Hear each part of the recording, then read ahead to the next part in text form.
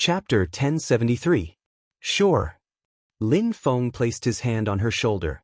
He was rather forthright now. Bo Jio didn't object, smiling faintly as she nodded. The person in charge of taking photos used a selfie stick. After raising the mobile phone, everyone stretched out 2 fingers and put them together. After piecing them together, it was a very tall and beautiful picture. That person took a glance, thinking that Big Spade's hands, with the black ring, would definitely go crazy if it was released. That was the truth. Initially, the person had uploaded the photo with the intention of showing off the delicacies. Who would have known that every fan club president would have such a change? After adding one, the photo went viral immediately. Gay meetup? Who is it? I heard it's with Big Spade and Almighty Lin. It's a pity I'm not from here, it's too far. Ah, gay meetups? There were some who reacted slowly. After seeing the photo, they started to search for clues. Big Spade and Almighty Lin are among them? Look at the hands, don't you think 2 of the fingers are too outstanding? It was indeed outstanding, the black ring was eye-catching. If this isn't my Big Spade's hand, I'll swallow my keyboard. Ah, I'm going crazy, I'm so envious of the people who can attend the meetup. I heard from my good friend, they're eating now, they'll be going to KTV later. I wanted to block out her moments, but now I can't wait to understand the entire process. It would be nice to listen to the live broadcast. The official fan clubs at S and comments never stopped. On this day, everyone was restless. The girls who came to attend the meetup were even more excited until Lin Feng mentioned the farewell party. The atmosphere suddenly fell into a stillness. It was as though a party had just ended and everyone was still yearning for more. Then, it was announced that everything had ended and there wouldn't be a next time. Perhaps, it was even heavier than that, because everyone knew in their hearts. Regardless of who was missing, Supreme Alliance would never be the same again. Besides, it was Yun who was leaving. Other than Yun who, Almighty Qin would be heading overseas to recuperate and Spade would be following him. Which meant that Supreme Alliance would lose 3 members. They would be torn apart. That was everyone's first thought. It wasn't a good feeling, especially for them esports fans. Some of the fan leaders were already very old. When they liked Supreme Alliance, they hadn't dated yet. That was when they were still in university. It was the first time they understood the world. No matter what, as long as you worked hard, you could change the outcome. When they first met Supreme Alliance, it was at its peak. At that time, Almighty Qin held a gun and entered the territory alone. No one dared to get close to him. At that time, Linda and Yunda were still rookies with strong personalities. Although his playstyle wasn't that skillful, it gave people unlimited expectations. Later on, Supreme Alliance hit the low point, but it had never been so miserable. If there was anything that was the most unbearable, that was their helplessness at that time. However, it was still this group of people who had leapt up step by step from the lowest point. They were the true kings who had returned, their sharpness unstoppable. Just when they thought that they could continue to accompany them like this, everything was over. They knew very well that the lifespan of esports players wasn't too long. After all, hand speed and age mattered.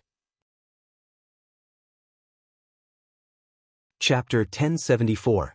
When is Almighty Yun leaving? After a long while, someone asked.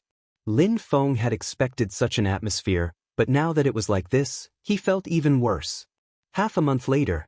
If he doesn't report, it will affect him too. Brother Mo and I will be flying in 3 days. Bo Jio placed the cola in her hand down. I wanted to ask how many locals or nearby people you can gather for the next 2 days so that everyone can come over to play and bid farewell. No one spoke. The lively atmosphere wouldn't come back. The president of the Feng Yun fan club tilted her head, her voice hoarse. I'll try my best. The person beside her patted her shoulder. At this moment, everyone felt the same.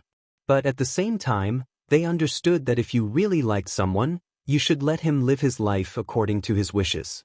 You shouldn't use your liking to make him stay. After the discussion was over, the end of the base meetup was brought forward. Under such circumstances, no one seemed to be in the mood to get high. The one who felt the worst was the president who had followed Yunhu all the way. When she boarded the train, She didn't know why, but her throat felt uncomfortable. Actually, everyone knew. This might be the last time they would see their idol. It wasn't in real life. But in the future, there wouldn't be a shadow of that person in every competition. Even Supreme Alliance would gradually disappear from everyone's sight. If you had really liked a person or a group of people, you would understand how it felt. Hence, the painstaking organization sent a message to everyone who was here. They even said that they wanted everyone to come. They couldn't tell them the reason, but they knew that if they didn't come this time, it would be a lifelong regret. After Lin Feng and Bo Jio sent them to the car, they found a place and lit up a cigarette. F***CK, I felt terrible when I saw her like that. Lin Feng caressed his hair, leaning against the wall, his eyes looking up at the sky. It would be great if I could play games for the rest of my life. But people have to grow up, right? For example, when you were young, you realized that this person was the most suitable person for you. When you come into contact with more outstanding people, you will realize that there is actually someone more suitable for you. Bo Jio tilted her head and paused. She threw the cigarette into the bin and wore her mask. She stuffed one hand into her pocket. No, it's because of that person. That person has appeared before.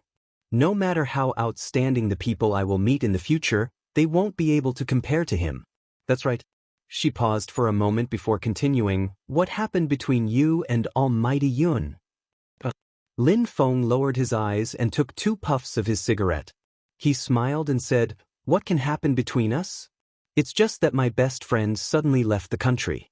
I'm not used to it.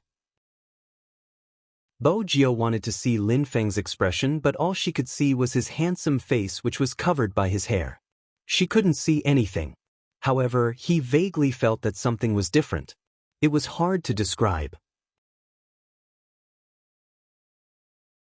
Chapter 1075. When Coco received the call, he was still in the midst of a live stream. When he heard the news, he switched off the channel. What did you say? Lin Feng is going to sing? He bit the bunny's ear. I don't want to participate, I strongly reject. Rejection is invalid, it's a group activity.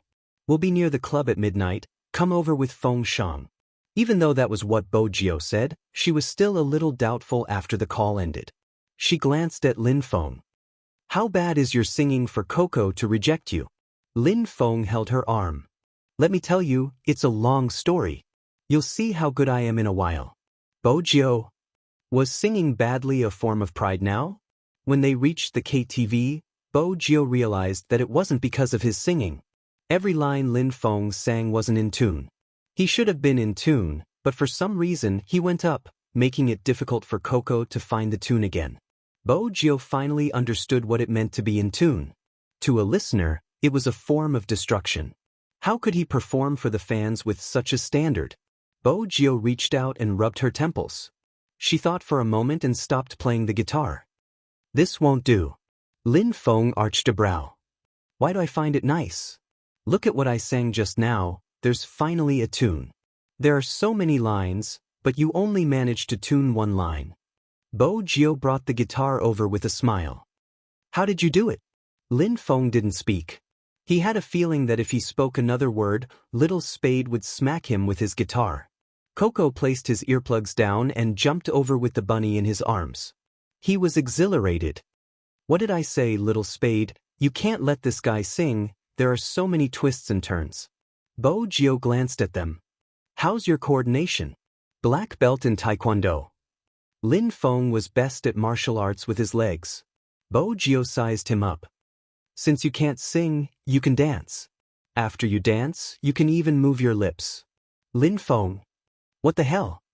What songs do youngsters like these days? Bo Jio scrolled back and forth in the KTV song selection area. Coco and Feng Shang looked at each other. You're the youngest here. Bo Jio paused for a moment before smiling. That seems to be the case. Most of the Supreme Alliance's fans were similar to her. There were many students. It was a parting occasion, so there was no need to be so unhappy. Bo Jio slid open the chart and listened to the top 3 songs. In the end, she settled on the middle song. This one. Coco, Lin Feng, and even Feng Shang froze at that moment. Their expressions were hard to describe. This song? Yes, this one. Bo Gio made the final decision. The other three looked like they had nothing left to live for. It was all thanks to Weibo this time. When Bo Gio returned to the Qin family, it was still peaceful. But it was only peaceful. Bo Gio walked into the house. Auntie Zhang, who came out with a cup of tea, pointed behind her with her chin and said in a low voice, "The young master is in the study." In this situation, Bo Gio could only turn and walk towards the study. In the study, Qin Mo was nearing the end of the call. On the other end, Magician insisted on an answer. "Boss, who exactly is this young Master Fu? He saved the entire ship single-handedly and knows how to make use of the surroundings to minimize the impact of the explosion. Who exactly is he? Do you really like him? Or are you attracted to his capabilities and want to recruit him?" Someone could vaguely be heard saying, "Is there something wrong with your brain?" Boss's attitude clearly says that he likes her. I didn't expect the boss to be gay. If I had known earlier, I would have been more careful when I showered in the platoon. No, that's not right. If I had known the boss was gay, I would have been in a favorable position. Anyway, the boss is so handsome. No matter how I think about it, it's not a loss. Qin Mo allowed them to make a ruckus. In the end, he asked faintly, "Are you done?" 4 words. It was a solemn silence. You just have to remember to protect her family. As for other things, don't say anything. Even if Huang Guohua asks, there are some things I have to investigate. Or, I'm hanging up, someone is coming in. Indeed, someone was coming. It was Bo Gio. She was feeling a little guilty, but even so, she maintained her lazy attitude. "Brother Emoti." She looked so obedient. Qin Mo glanced at the youngster and placed his phone on the table. He leaned back, his left hand still wrapped in bandages. Since when did the wall-hopping student rely on a cat to divert her attention?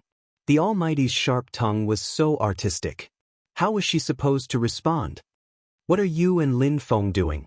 Qin Mo tapped the screen, probably because he had seen the message. Bo Gio sat down, her gaze deep. She still looked like a rich young master even though her sitting posture wasn't proper. "We want to hold a farewell party."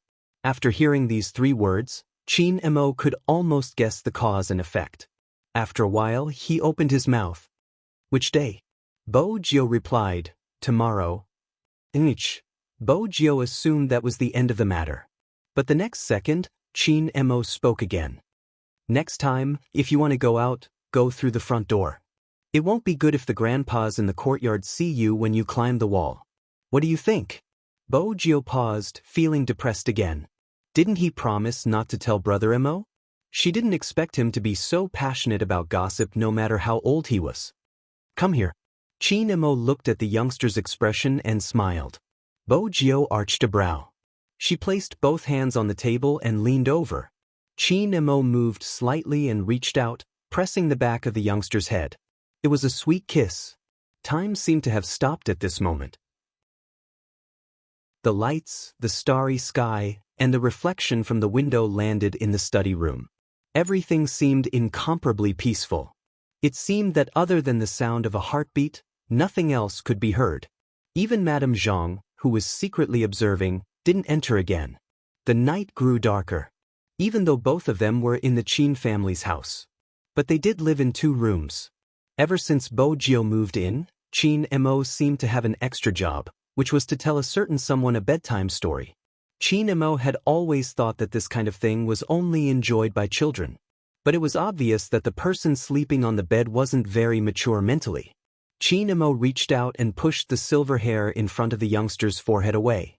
His gaze deepened. Then he walked out of the room and went to the courtyard. Very soon, a military vehicle drove over from the other side. There was a swoosh. A person came down from the car. That person was wearing glasses. Although he was wearing a white coat, there was no way to link such a devilish-looking man with the word, "Doctor." "Boss, you asked me to come at this time. It's really strange. People who don't know might think that we have some unspeakable secret." Qin Mo glanced at him. He stuffed one hand into his pocket and stood tall. "If you want me to get in the car, leave some space for me." The psychiatrist sized him up. In the end, he couldn't see anything from that noble and handsome face. He sat back and took out a fountain pen and a pile of notes on his lap. Today, just as he was about to speak, Chin Mo interrupted him. That's right, it's very important, so I won't tell you anything about her. You don't have to think of ways to make me fall asleep. After all, this is a little difficult for you. The psychiatrist gritted his teeth and kept the pen. Honestly, he really wanted to resign and coach the new recruits in the army. Why did he have to come to his young master to suffer? Then tell me what you want to tell me. The psychiatrist had already given up. But he didn't completely give up. After all, no matter what was said, it could reflect a person's psychological state. But the answer he got was definitely a rejection. All these years, his boss's reaction was basically the same every time. Chin Mo crossed his slender legs slightly. It was obvious that he was used to this. Sometimes, the psychiatrist would come to do psychological tests for him. I do have something that I want to hear your analysis of. The psychiatrist was about to write the word no, but after hearing Chin Mo's words, he suddenly straightened his body and almost dropped the fountain pen in his hand. Chin Mo glanced at him and reminded him faintly, "Be professional, don't let me see your shock." The psychiatrist tried his best to control his micro-expressions, but his voice still sounded a little excited. What is it? It's about the thoughts of a high school student. The psychiatrist guessed for a long time but didn't expect such an answer. Was he kidding? This wasn't what he wanted to hear, okay? If a high school student still likes to listen to bedtime stories, why is that? Chin Mo's side profile didn't change at all. The psychiatrist spread his hands. Isn't it easy to analyze? She can't forget her childhood and lacks a sense of security. This kind of person is a little complicated. It's not that she doesn't know anything, but she knows everything, but she has a pure land in her heart that she wants to keep. And it's very likely that her pure land is her childhood. In other words, the words childhood sweetheart are very important to her. Of course. The psychiatrist thought that this inference was very simple. Chin Mo didn't say anything else. He just looked out of the window. His deep eyes seemed to have deepened. His fringe fell, blocking his expression. He had already done this analysis. However, when this kind of analysis was said by someone else, he still subconsciously reached out and pulled open his collar. Just like that, he sat in the car seat, his posture a bit more unruly than usual, but the corners of his mouth hid all traces of a smile. That was why she kept wanting to leave. This time, she went overseas with the intention of never coming back. Chapter 1076. There's one more thing. Chin Mo glanced over. The psychiatrist adjusted his white coat and said righteously, "Boss, do I look like someone who specializes in dealing with teenage psychological problems?" "This time it's me," Chin Mo replied calmly. The psychiatrist lifted his eyes, his interest piqued. "What?" "I don't know why images keep appearing in my head recently." Chin Mo looked at him, his tone slow. "Could it be because I like someone too much, causing me to think of the person when they were young?" The psychiatrist's hand that was holding the pen paused, but he didn't show it. He flipped open the notebook, writing as he said, "From a psychological perspective, if you like someone too much, you would indeed think of the person in all sorts of situations. There might even be things that you haven't done, but you would feel as though you have experienced them. Boss, you study psychology too, you should be clear about this." In reality, it wasn't just the person he liked. Many people would have the same feeling as though they had thought of it before. Chin Mo retracted his gaze and pulled the car door to the left. With a swoosh, the car door opened. Just as the psychiatrist was about to ask more questions, Chin Mo had already alighted. The psychiatrist was helpless. He glanced at the incomplete form in front of him. It really wasn't suitable to hand it over to the higher-ups. But if it was really like what Boss had said, would it mean that Boss would regain his lost memories? But regardless of whether it was the general or madam, they didn't want that memory to reappear. After all, no one would be able to forget that scene. Boss, who was covered in wounds, seemed to have lost his soul. It wasn't until he recovered from his illness and had a fever for 3 whole days that he lost some of his memories, that he returned to his current state. Selective amnesia. He must have suffered greatly for this to happen. Before they found out why Boss would feel pain, they wouldn't allow certain memories to trigger young master. After all, no one could guarantee what would happen. Since it was so painful, then they wouldn't do it. This was the decision they had made at that time. After all, if Boss had had a complete memory, he would have been accused of being hypnotized by a terrorist organization and would have faced a more serious interrogation. No one would have expected Boss to have selective amnesia. Just like when he was on a mission at the border, what exactly happened to him was still a mystery. The psychiatrist rubbed his temples. This was a huge matter and he had to report it to General Chin. This meant that he had to let Boss bring people to complete the mission. As the night passed, it began to rain outside the courtyard. Chin Mo strolled around, looking elegant and refined. Soon, someone walked over, raising a black umbrella. In the future, ask them to wait for young Master Gio to fall asleep, Chin Mo replied indifferently. That person nodded and didn't say much. The young master's trip was basically filled with chills. He didn't know what had happened. Chin Mo didn't say anything else. From the conversation just now, the only thing Chin Mo was sure of was that the doctor was lying, and he was lying about his situation. Chapter 1077. The next morning, Bo Gio left early. This time, she walked out of the main gate, using the excuse of walking the cat as an excuse to bring Princess along. Before she left, the old men who were out for a stroll greeted her. "Little friend, you're here again. You didn't climb over the wall this time. You did well the last time. He must be going back to get punished. Where are you going so early in the morning?" Bo Gio experienced the enthusiasm of the old men in the courtyard. All of them were tough but still like old children. "I'm going out with Princess." Bo Gio found a good excuse. She pulled down her jacket, revealing Princess's huge cat face. He was valiant and full of vigor and seriousness. Those who didn't know better would think that they were going to do something big. The old men at the side teased. "Does your brother know that you're walking the cat outside the courtyard?"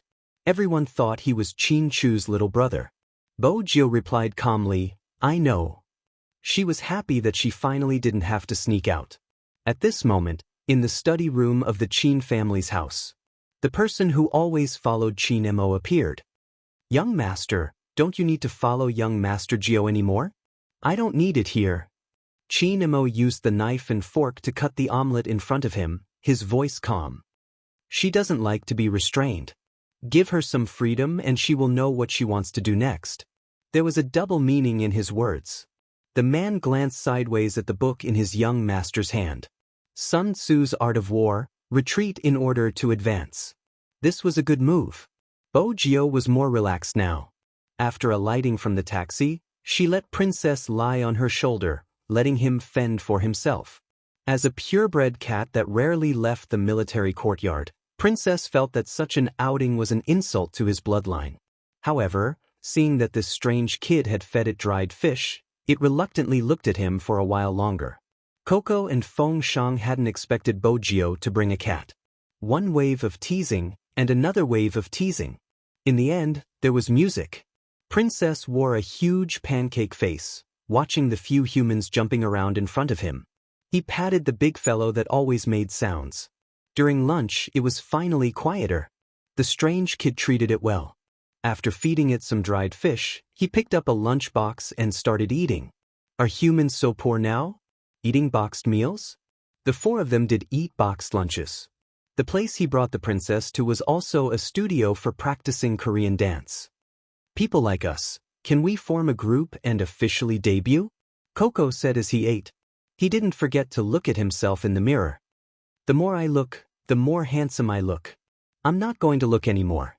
I'm afraid I'll lose myself in my own handsomeness." Feng Shang didn't say a word and hit the back of his head. Wake up." The two of them didn't use their mouths or their fists, they were just fooling around. Finally, he quietened down and glanced at Lin Feng, who was still trying to find his tone. Coco leaned against the huge mirror, his voice low. "Is Supreme Alliance really going to be like this in the future?" Feng Shang didn't say anything because he knew too well that all good things must come to an end. Some things couldn't be achieved just because you wanted them to. We're still here. Feng Shang's bad habit hadn't changed. Wait for everyone to come back. Coco slapped his long legs. You're right, I'm rich anyway. We'll wait here for them to come back. Both of them knew he was just comforting himself. Yun, who was overseas, and Lin Feng was going to start a company in the future. Their captain was gone. How could they go back just like that? Everyone probably understood this point, which was why they were especially serious during practice. 5 p.m. The four of them had officially graduated. From the rhythm to the repetitive movements and the proficiency with the lyrics, they were no longer the people of the past. Are you ready? Bo Jiao asked the three beside her. Lin Feng pointed at his eyes. Do I have to wear eyeliner? Stage makeup. Bo Jiao smiled devilishly. The lighting is dim, we'll take the car over. It'll start at 6 p.m. Coco tugged at his shirt. Am I too cute? Aren't you the type? Bo Jiao glanced at the lit-up phone screen. It's Feng. The other three immediately shut their mouths, glancing up at themselves in the mirror. Bo Jiao stood up. Is the venue ready? All right, we're ready too, let's go. After hanging up the phone, the other three stood up together. Just then, Feng said, from my perspective, it isn't high enough, it's lacking a highlight. Think about it, what highlight is there? Bo Jiao turned on the hands-free mode, allowing everyone to hear his words. Lin Feng fiddled with his hair. As long as I don't have to wear female clothes, I can find any highlight. However, Lin Feng didn't expect the youngster to laugh lightly. The young man chuckled and added, I'll wear it. 2 words. Lin Feng almost tilted his head. He must be dreaming. Was this kid crazy? He must have lost sleep for the past 2 nights, causing his hearing to be impaired. Voluntarily wearing female clothes, what was going on? Let me tell you, little spade, don't take a step back in order to advance. Don't think that if you sacrifice yourself, I'll sacrifice myself with you. I refuse to cross-dress in this life, Lin Feng said majestically. Coco and Feng Shang, who were standing at the side, finally managed to shut their mouths. After all, they were innocent people, unlike Lin Feng who had so many twists and turns. Now, there was only one thing left in their minds, and that was Spade Z Idol was going to cross-dress. As the person in question, Bo Jiao didn't change much. She stuffed one hand into her pocket and used the other to pull Princess back into her arms. She smiled faintly as she walked out of the mirror. She had said that since she was going to leave, she had to leave openly. The other three glanced at each other, feeling as though the world was a little fantastical. The 4 of them stood tall, wearing the same uniform. When they walked out, they immediately attracted the attention of the crowd. Bo Jiao was still wearing a mask. Just as she was about to enter the nanny van, a figure flashed past. It was probably because they were near the subway and there were many small vendors around. That person looked very familiar. Bo Jiao stopped and glanced over. Little Spade, what are you looking at? Let's go. Coco patted Bo Jiao's shoulder. Get in the car first, I'm going to buy something. A clear voice came through the mask, sounding a little nasal. Coco didn't have anything else to say. He put on his earphones and started revising the lyrics. Bo Jiao walked towards the slightly hunched figure. The person hadn't seen her yet. Her hair was slightly white and there was a wooden drawer-like thing hanging in front of her. That was something all the vendors would come into contact with. There wasn't anything special on it, just a few cartons of cigarettes and a few bottles of mineral water. It was a pain to sell like this. Under the bright sun, they had to walk back and forth. If someone saw them and needed cigarettes and water, they would buy 1 or 2 boxes. It was convenient for people who had just left the subway. Your change. The person lowered her head, a smile on her face. She was in her 50s and the bracelet on her hand seemed to have been sold. There were only some things that Bo Jiao couldn't identify. The person lifted her head. Her eyes lit up when she recognized Bo Jiao, but she couldn't call out her name. She asked in surprise, "Child, why are you here?" If it hadn't been for this person, her daughter wouldn't have won the lawsuit. Hence, even though Bo Jiao was wearing a mask, she could still recognize the youngster. Bo Gio was carrying a cat in her arms. Her eyes were on the boxes of cigarettes. She took out her wallet, wanting to buy some. The person reached out to stop her. "No, I'm not selling these to you. How old are you to smoke?" She changed her direction and passed Bo Gio a bottle of mineral water. "The weather is so hot, drink some water." Bo Gio took it but didn't open it. When she opened her mouth, her throat moved. "I remember your daughter has some royalties." "How about that?" The man grabbed his clothes as if it was difficult for him to speak. In the end, he said, "You see, those children are following me around, working hard. I also have to spend money to fight the company. These few times, I also have to find people to prove the evidence. In the end, it's my own problem. I don't want others to say that I did it for money. That's why I insisted on holding on to this matter. Things are as they are, so—" Bo Gio interrupted her. "I understand, Auntie." The person smiled, wiping the sweat off her forehead. "In the end, I still have to thank you. If it wasn't for you, I wouldn't know what to do. You should know that I can't read a single word." "Enrich." Bo Gio reached out to hold the mineral water bottle. "Is your friend calling you?" The person pointed at Coco and the others. "Hurry up and go. You seem to have taken good care of yourself, don't tan your hands." Bo Gio looked at her face. "Gio, remember, you have to always speak up for the weak. The weak aren't those who say they are pitiful and cry in front of others after hurting others. The real weak aren't those who can't seek justice after being hurt." Bo Gio stood there, the sunlight piercing her eyes. She understood. It had been so many days. From the county to the provincial capital, and then from the provincial capital to Jiang City. She had fought 3 lawsuits and every one of them had dragged on. How much money and effort had she expended? How many of them didn't sleep and wished that they could die immediately to calm themselves down? Then, they would have to face a bunch of questions the next day. No one would care. In China, there was a strange phenomenon. If a person wanted justice, there would always be a heart-wrenching explanation. This person must have done it for money. Why was she so troublesome? Everything was over. Could she get over it? In their eyes, one sentence was the end of the matter. But it was the last straw that crushed their hearts. Even until now, there were still people who didn't mind stealing. No one would care. They didn't care about the lives of the people they had hurt.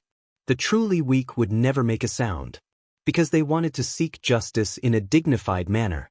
Hence, even if they won the lawsuit, the mother would only ask for $1 of compensation. Because she knew that if she asked for more, people would say she did it for money.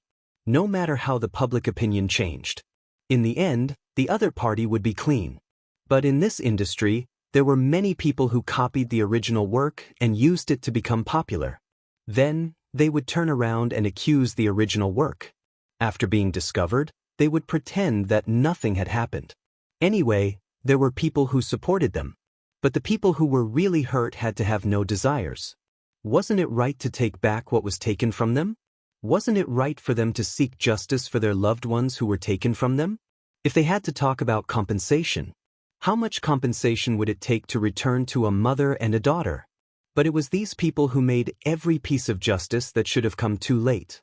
Bo Gio watched as the slightly bowed figure walked further and further away. Her hand holding the water bottle was a little numb. It wasn't that she hadn't thought about reuniting with the Almighty. It wasn't that she hadn't thought about staying in Jiang City. But at this moment, these thoughts were burned by the sunlight. She wanted to be Z, return to where she should be, do what she had to do. Swoosh. The car door was pulled shut. It interrupted her thoughts.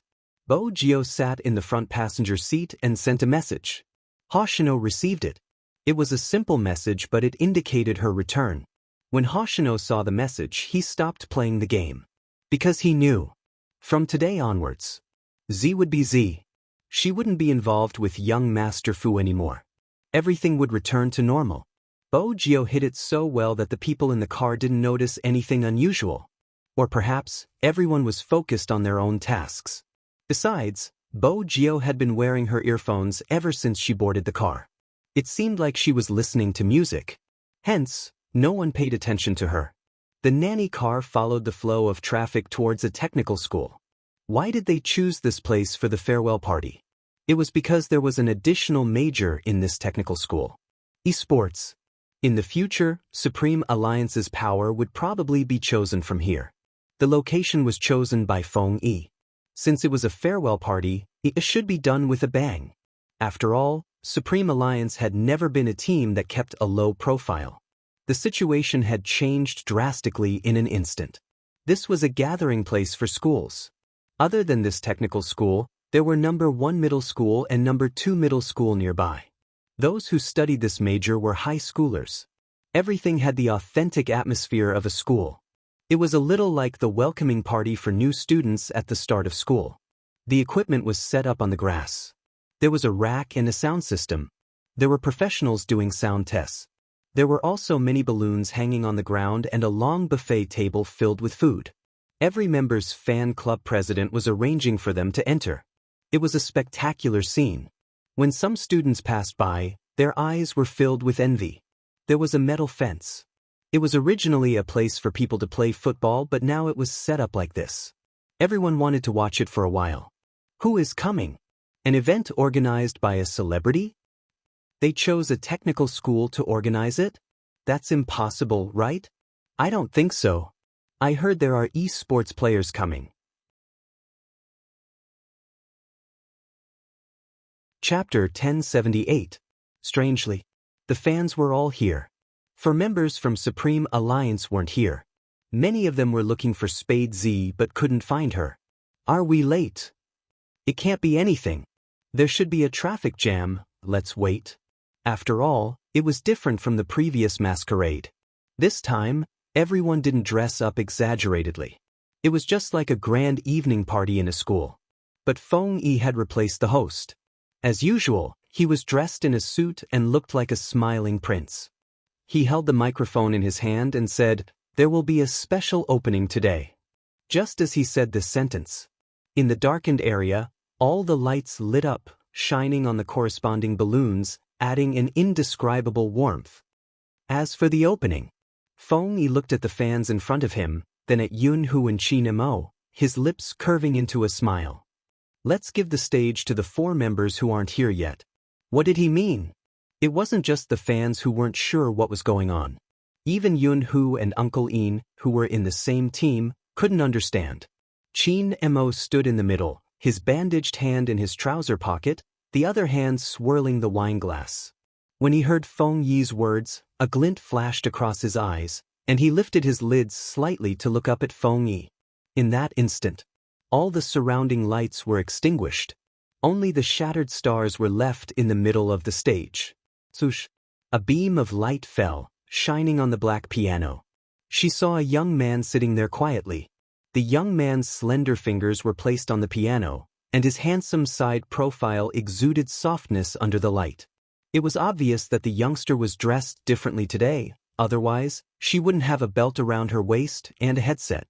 But at this moment, no one would pay attention to the youngster's attire, because the next second, the melodious sound of the piano rang out. It was very light, making it easy for people to hum along. It was obvious that the music had been rearranged. Just when many people felt that the theme was very familiar, the sound of the piano rang out. The youngster stood up suddenly, taking large strides towards the center. Her silver fringe was pulled back by her hair, revealing her beautiful forehead. The sound of the music changed. It was the same theme, but at this moment, it was bright and cheerful. It was also at that moment that the other 3 people walked up from the left and right sides. Each of them was wearing the same combat uniform and had a black earpiece on their left ear. Even their wrists were tied with the same black silk scarf. All of them gathered together, and the scene was so handsome that it was a little out of control. As they appeared, everyone held their breath. What are they doing? Before anyone could finish their words, Feng Shang opened his mouth. His voice was clear as he danced, giving people a sense of obedience. At such a young age, I still don't know what love is, but I was defeated by your sweet smile. Most importantly, the others did the same thing. At this moment, Coco and Feng Shang would switch their positions, continuing to sing. Every day after class, different timbre, but equally pleasant to the ears. In addition, The four of them were singing and dancing at the same time.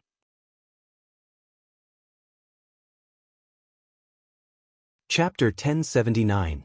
The expression on every single fan's face changed. Even the students who were sitting by the railing stood up at this moment. Some fans were so agitated that they didn't know what to do. They reached out to hold onto the people beside them. Some pulled out their phones. Most of them covered their mouths as they pressed the recording button. The stars shone brightly.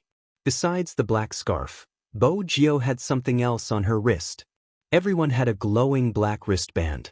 As they danced, they looked even more handsome. Every single person who stuttered wouldn't stutter when they sang. This was probably common sense. Feng Shang's voice was completely unleashed at this moment. Even the fact that Lin Feng was out of tune wasn't a problem anymore. Because during the chorus, the four of them moved in unison. Bo Gio's voice appeared at this moment. I just want to give you my love. I still don't know if this is considered love. I want to share my happiness with you. I want to give you a shoulder when I'm sad. This is the first time I'm nervous for someone. They had rearranged the dance. Hence, when Bo Gio sang the sentence, she tilted her head and paused. She tilted her body slightly, a mischievous smile on her lips. Her silver hair fell down as she formed the shape of a heart with both of her hands. Then she formed the shape of a 1. When Qin Mo saw this scene, his hand that was swirling the wine glass froze. Feng Yi stood at the side, his head aching slightly. Couldn't they have given a heads up about such deliberate actions? Was Little Spade afraid that no one would know about the CP issue? Fortunately, the pause wasn't long. They were dancing after all. After Bo Gio finished singing, she retreated to the left. Lin Feng stood at the front. He formed the same heart shape, but his style was different from Bo Gio's. His handsome face was the best plus. His voice was accompanied by the harmony at the side. Many people couldn't help but sing along. They raised their hands and swayed their bodies lightly. The atmosphere was extremely high. I really want to give you my love. It's only been a few weeks. My mood is bad because you aren't around. A ray of warm light shines down. I can't help but look forward to it. Because of love. With the end of the last sentence, countless colorful balloons floated out from the stage. Only 4 people were left on the stage. Their chests rose and fell slightly, and they couldn't speak for the time being. Because they had just finished dancing, even their hair seemed lighter than usual, but they were smiling brightly. Bo Gio's devilish aura hadn't changed much. But compared to her devilish aura, after singing such an adorable song, she bent over and placed Princess on her shoulder, looking even cooler and more handsome. Sweat slid down the young man's forehead and landed on his chin. His silver hair was already a little wet from dancing, but it didn't affect him much. Instead, it added a sense of unruliness to him. The 4 of them looked at each other and said, I'll give you the best love. Then, they bowed in unison. At that moment, the screams were uncontrollable. Some people even felt that it was a pity that the 4 of them didn't become stars.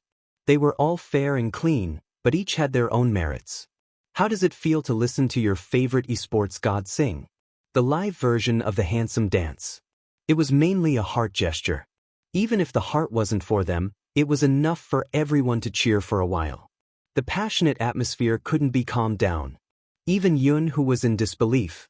After all, he was aware of Lin Feng's singing skills. But when he saw that person's side profile was covered in a thin layer of sweat, he smiled brightly, revealing his beautiful teeth as he walked towards him. Once again, Yun, who felt his heart beating wildly, even his blood vessels were getting heated. The repeated tremors made him unable to control himself. He reached out and grabbed Lin Feng's wrist. The moment Lin Feng came down from the stage, he hadn't even stabilized his breathing when he was dragged backstage by Yunhu. The so-called backstage was just a temporary place. But even if it was temporary, there was a door and a small changing room. Before Lin Feng could react, he was already pressed against the wall. Are you an idiot? Yunhu's voice sounded extremely deep. What the hell? Lin Feng was about to explode again. He admitted that his singing wasn't good, but he didn't have to be an idiot, right? Dressed like this, Yunhu continued. And singing such a song. Lin Feng glared. Wait a minute, what's wrong with what I'm wearing? Why do I look like I'm naked when I'm with you? F***ck, move aside. Yun who didn't move. Lin Feng reached out to push him. But his hand was pulled back, followed by a turn and a kiss. No one could escape from such a kiss.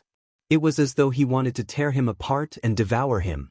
His thin lips were pried open, and he moved around inside, sucking heavily. A numbing sensation assaulted him. Since it was an enclosed environment, they could even hear the sound of kissing. Lin Feng even forgot to make a move. Anyone who was treated in such a way would have their mind go blank. His head was buzzing, and his thoughts were all in a mess.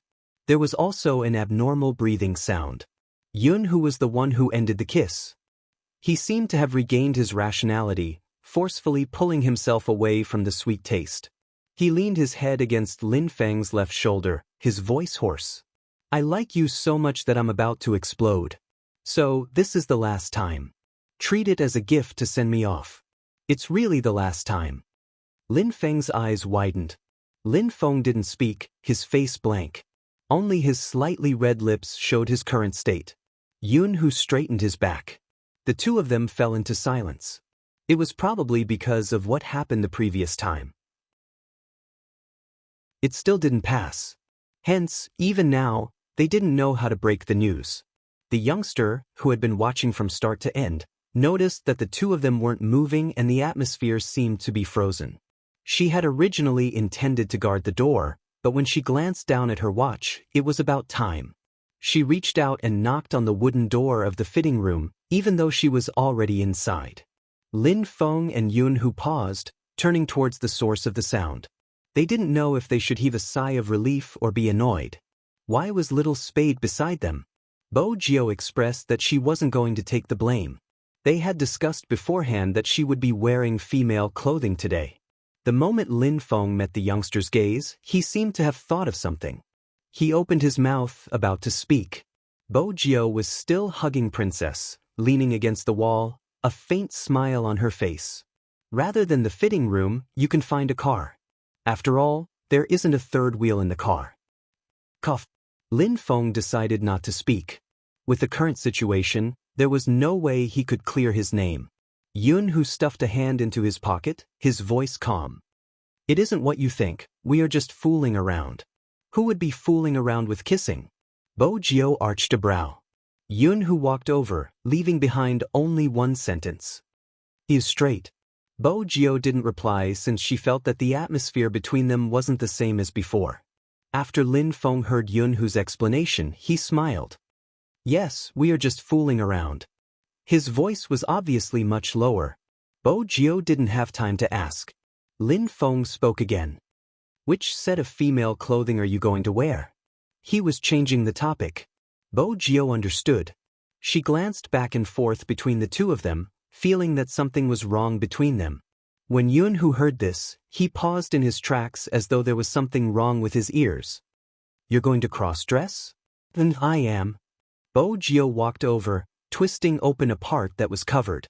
It was a pure black long dress that hung down, reaching her ankles. For some reason, Lin Feng felt that the dress looked a little familiar. But he didn't have time to think. Yun Hu asked, Does Captain know about your cross-dressing? Bo Jio smiled. If I don't wear it, Senior Lin will have to.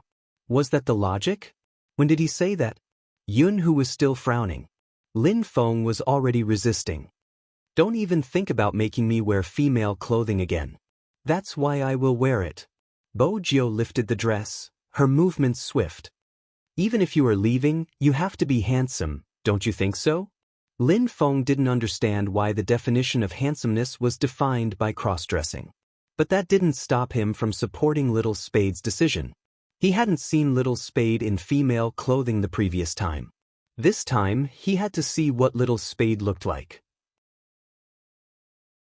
Alright, I'm going to change. If Almighty Yun wants to continue with Senior Lin, you can find another place. Bo Jio smiled. Her words successfully made Lin Feng flush. Yun Hu could only remain silent. They walked out of the changing room together. Coco ran over. When he saw the two of them, he arched a brow at Lin Feng. What's wrong with your mouth? Lin Feng seemed to have realized something. He changed his lines. It should be the hot pot in the afternoon and the spicy pot in the afterlife. Coco hugged his rabbit, muttering, "It wasn't that fresh during the dance. Does the chili have a delayed reaction?" Lin Feng couldn't let him continue thinking. "What are you doing here?" "I'm looking for Little Spade. Is he wearing female clothing? I told the fans that we are going to have a big move later." Coco couldn't hide the excitement in his voice. Lin Feng wiped the sweat off his forehead. He finally managed to divert his attention. "Little Spade has already changed. He locked the door from the inside and asked us to wait outside." "That's good. What do you think Captain's expression will be when he sees Little Spade in female clothing?" "Haha, I really want to see it." Yun Hu turned and glanced at the tightly shut door. He didn't tell the two simple-minded fellows that their captain had seen Little Spade in female attire. But this time, Captain didn't seem to know about it. Chapter 1080. In the fitting room, the youngster bent over and took off her t-shirt. The reflection in the mirror was the white bandage wrapped around her chest. Since it was covered, the Z logo wasn't visible. But it was obvious that after the bandage was removed, her perky curves could be seen. Her elegant neck matched with her beautiful white collarbone, which slowly blossomed, giving off a kind of enchanting bewitchment. Bo Jio glanced sideways at the collagen Lin Feng had provided. She smiled and threw it into the bag. Her left hand moved and she turned to buckle something behind her back. All he could see was a vast expanse of white.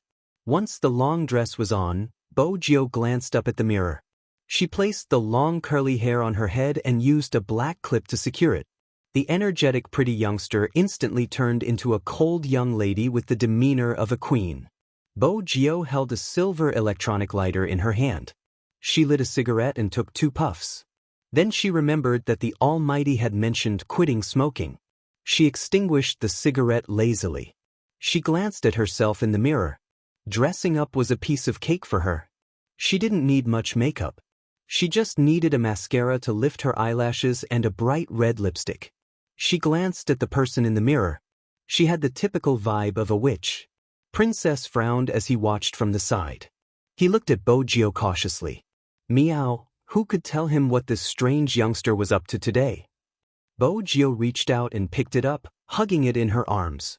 She wore a black dress that reached her ankles and carried a snow-white cat in her arms. Bo Jio looked more like a bloodling girl from a manga.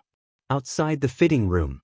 After the dance, the other 3 had already picked up their glasses and started to drink. Even Lin Feng, who had disappeared to God knows where, lowered his head to avoid some people's gazes.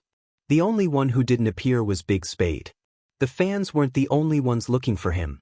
Chinemo sat there with his long legs crossed.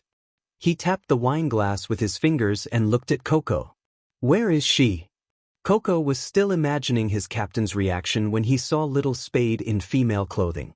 He didn't expect his captain to suddenly ask him, so he was a little confused. Ever since you got off the stage, you haven't been eating or drinking. You've been staring at me. What are you looking at? Coco shuddered at the question. How could he forget that his captain had always been good at reading people's minds? What are you hiding from me? Chi Nemo swirled his wine glass and took a sip. When he glanced over, his gaze was faint. Coco couldn't resist the pressure and was about to tell the truth. An uproar could be heard from the crowd on the left. Here it comes. Coco's eyes lit up. He raised his head and looked in the direction of the voice. Lin Feng was also watching. He was watching from a close distance because the person who had caused the commotion was already in front of him. At this moment, when Lin Feng saw the figure with fluttering long hair, he looked like he was about to collapse. He couldn't help but say, F***ck, why is it this person again? Captain will probably be acting weird again. If Captain lets Little Spade down again, it won't be right. Even though Lin Feng's memory wasn't good, he could still recognize this person.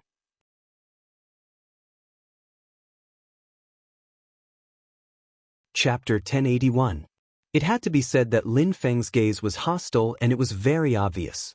Furthermore, he had said those words. Yun Hu stood at the side. He raised his right hand and held his forehead gently. He had thought that this fellow would go offline occasionally. But he hadn't expected him to go offline so badly. How many times had it been? But he still couldn't tell anything. In fact, Lin Feng did find the girl familiar, but he had never associated her with Spade. After all, the current Bojio was clearly different from her short-haired self. When her fair fingers were placed on the cat's head, her silky black hair was scattered on both sides, and her porcelain-like shoulders were slightly exposed. Her makeup was extremely beautiful, which was why the person standing in front of her looked like a noble from a castle when she smiled. Bojio heard Lin Feng's words. She had come to look for them. She smiled. From what you said, you seem to hate me. As long as you can tell. Lin Feng had a stubborn personality. He stuffed a hand into his pocket, looking arrogant as though he couldn't stand the sight of her. Bojio arched a brow, a playful look in her eyes as she took a step forward. Lin Feng called out, "Don't come over, don't you know it's improper for men and women to touch each other?" Bojio stilled, but in that instant, she lowered her body, still carrying Princess. She bent down, her side profile stunning, especially the faint smile on her face. "Senior Lin, if you continue to hide, I'm going to tell Coco and the rest about your kiss with Almighty Yun." Lin Feng stilled. Lin Feng was stunned for a moment. Then his eyes widened. His clear eyes were filled with disbelief. How did it feel to be struck by lightning? How did it feel to be struck by lightning? That was how he felt right now. Lin Feng's mouth seemed to be stuttering, he couldn't even speak properly. "Xiao Xiao." After stuttering for a long while, he said like a man, F*CK. "Why is it you? This isn't logical. F*CK. Lin Feng's 3 consecutive curses were enough to explain his current mood. He could never have imagined that the girl he had always mentioned in front of Little Spade, the girl whom he suspected Captain liked, would be Little Spade herself. This wave was really awkward. Bojio straightened, the smile still on her face. Many people looked over. It was probably because of Lin Feng's reaction. Everyone was curious about who the girl was. Why was she hugging the cat that Big Spade had been hugging? Until the man tilted his head, revealing the black diamond earring. Only then did some of the fans stop what they were doing. They didn't dare to think further. However, the air around them seemed to have frozen. Everyone covered their mouths. With such a huge commotion, Chinamo would definitely look over. In the crowd, that person was wearing a long black dress. Her fingers were stroking the princess's head. Her eyes were black and beautiful. It was as if all the lights in the surroundings were reflected in her eyes. That person looked up uneasily. The 2 men's eyes met. Bojio smiled faintly, her long hair flowing down, the mole at the corner of her eyes glistening. At that moment, there was only one sentence in Chinmo's mind.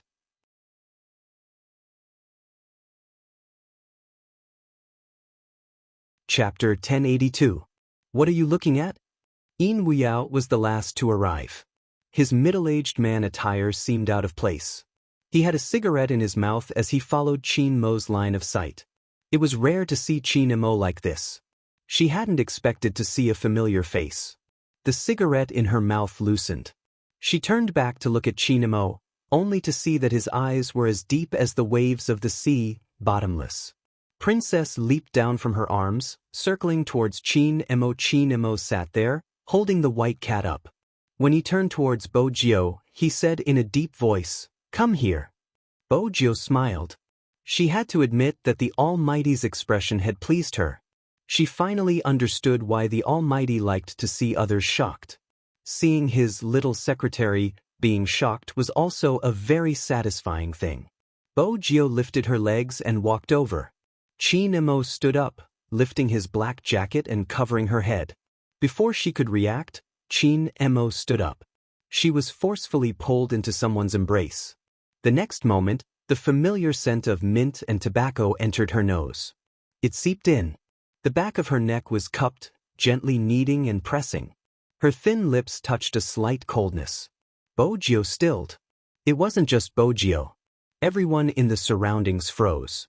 Feng Yi only had one reaction. How was he going to answer to the media and fans? How dare Chinmo kiss her in such an occasion? No one had expected Qin Emo to kiss her in such a manner. Even though he had covered her, everyone present knew what he was doing. His left hand was still wrapped in a white bandage. His handsome face was tilted. When he kissed her, the curve of his chin was stretched. His handsome posture made everyone's hearts race. The fans present had never imagined that there would be a day when their hearts would race when they saw someone kissing. But that was it. Their hearts were about to jump out of their chests when they saw the scene. It wasn't a kiss that could be easily moved away. Instead, he acted as if there was no one else around and announced in a domineering manner. It was as though he was using this method to tell everyone that the person in his arms was his. The moment their lips touched, Bo Gio hadn't expected it. After he ended the kiss, he looked at her. His ears were filled with chaotic screams and gasps of disbelief. Bo Gio reached out and held herself down. Her breathing was unstable, but she still looked devilish. She leaned over and kissed him again. The situation was somewhat out of control. After all, some fans couldn't accept it. Qin Emo knew there would be people who couldn't accept it. But he didn't need to care who he was with and who he kissed. Some of Spade Z's fans had already recognized her as their Spade Z.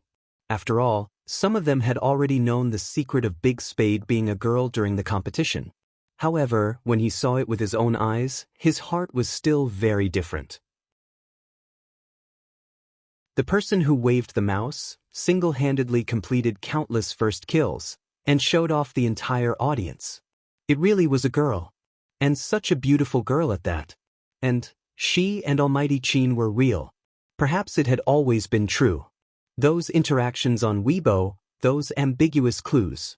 She could still remember the pink flush that rose from the bottom of her heart when the bed photo incident happened. It wasn't their imagination. It could even be said that their imagination wasn't even a tenth of the two of them. When Spade Z's fans looked at Bo Gio, they smiled sincerely. But there were other fans. Some didn't think Bo Gio was a girl. They didn't recognize the person that Almighty Qin had kissed in public. When they realized that it might be Spade Z, everyone had a different expression. What exactly was going on? Were the two of them really gay? What was with Spade Z cross-dressing? It wasn't easy to control. Feng Yi had to step up as his manager. This was probably Supreme Alliance's style. He thought of many reasons to appease the fans, but he didn't fabricate any of them. Instead, he explained clearly, Big Spade gave everyone a surprise. He used cross-dressing to bid farewell to everyone. As for the relationship between the team members, it is as you can see. At this moment, he didn't seem to care about what the fans really wanted. Actually, it was clear that if they were just a couple, they might be cute. But if you were really gay, they might not continue to be cute. But no matter what, this was Supreme Alliance. The Supreme Alliance that had many problems. How did it feel to have a heart that was about to explode? It was so sweet that it was like honey. For the fans who liked this pair, it was simply sugar among sugar. To the other fans, they would rather not have attended this farewell party.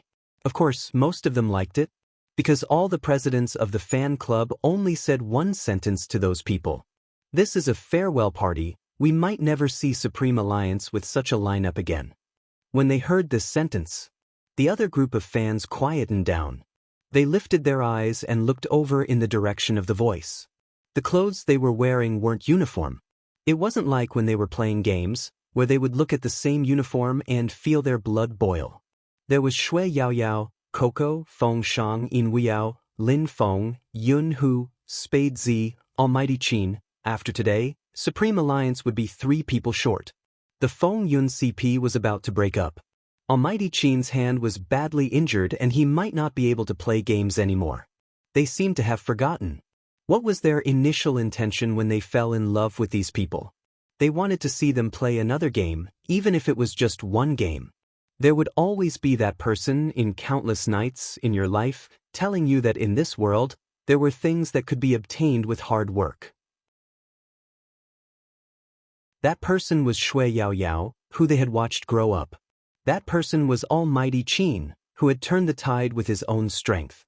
That person was the youngster who stood in front of the huge screen, his head slightly drooping because he had lost a game. No matter who they were with, it seemed to be their freedom. Especially when the two of them stood together, not afraid of anyone's gaze, their foreheads touching, a light smile at the corner of their lips. Some of the fans were relieved. They had never seen Almighty Qin smile like this, so gentle that it could melt all the ice and snow. He was simply looking at someone. Scorching, deep, and doting, all of it finally turned into him pulling that person into his arms. With a faint smile, he said, "Little hooligan." Bojio. Who kissed first? This was probably how love should be. It had nothing to do with gender.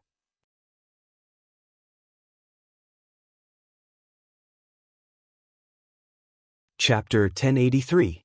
The situation was gradually under control. When it was about time, Feng Yi instructed the president of the fan club to guide the fans out of the venue. It was impossible for Bojio not to be photographed. After all, in such an environment, many things couldn't be avoided. Coupled with her cross-dressing appearance, it was truly breathtaking. The people who posted the photos were loyal Supreme Alliance fans. Basically, they were like this. Initially, when I saw Lin Feng's cross-dressing photo, I didn't think there would be a man more suited to cross-dressing than him. But now that I saw Big Spade, I realized what it meant by the pupil surpassing the master. She's so beautiful. Sob, sob, sob. Once such a photo was exposed, there would definitely be many people reposting it. The fans were interesting, tagging Lin Feng every time they reposted it. Gradually, the topic of discussion shifted from Spade Z being the only one cross-dressing to the fact that Supreme Alliance was probably the most cross-dressing team out of all the esports teams. Moreover, their outfits were outstanding. The other teams also reposted the photos of Spade Z cross-dressing. Sheng'un Xiao Senpang said directly, "What the F***CK? Little Spade, tell me if you have an older or younger sister. If you do, tell me your contact details now." It was probably because of his words that she was roused up. Many experts in the esports industry followed suit. Their goal was to find Spade Z's older or younger sister as their girlfriend. Such discussions spread rapidly on the internet. The popularity of the reposts was obvious. There was another comment. "I have two goddesses now, one is Goddess Luluo and the other is Big Spade. My goddess, oh no, my almighty is really beautiful. There's nothing wrong with that." As the other party involved, Luluo replied and tagged Bojio. "Where did you buy the dress? Hurry and introduce me to the shop. In the future, you can wear this when we go shopping. No one will think you're a man." Someone immediately replied, for example, "My idol and goddess are going shopping together," and so on. Feng Yi didn't bother about it since it would be more natural to discuss in such a manner. Even if the media asked, he could reply normally, "It's a farewell party." He cross-dressed to bid farewell to his fans. He wouldn't say anything else. Some of the media knew about Lin Feng cross-dressing. Spade Z wouldn't find it strange anymore. In fact, even the members of Supreme Alliance didn't think too deeply about it. This could be seen from Lin Feng's performance. He sized her up, caressing his chin. Then he lifted his arm and placed it on her shoulder. "I have to say, you're still the best when it comes to cross-dressing. I, Lin Feng, admit defeat. From now on, I'll give you the title of the prettiest girl.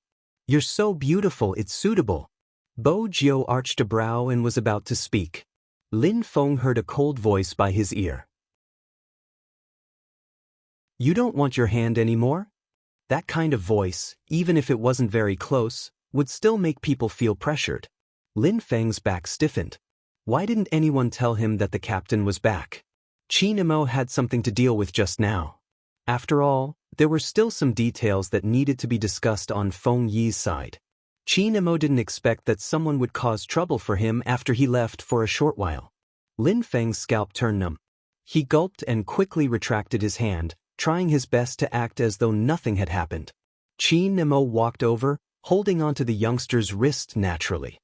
His handsome side profile was emotionless as he said, "Let's go."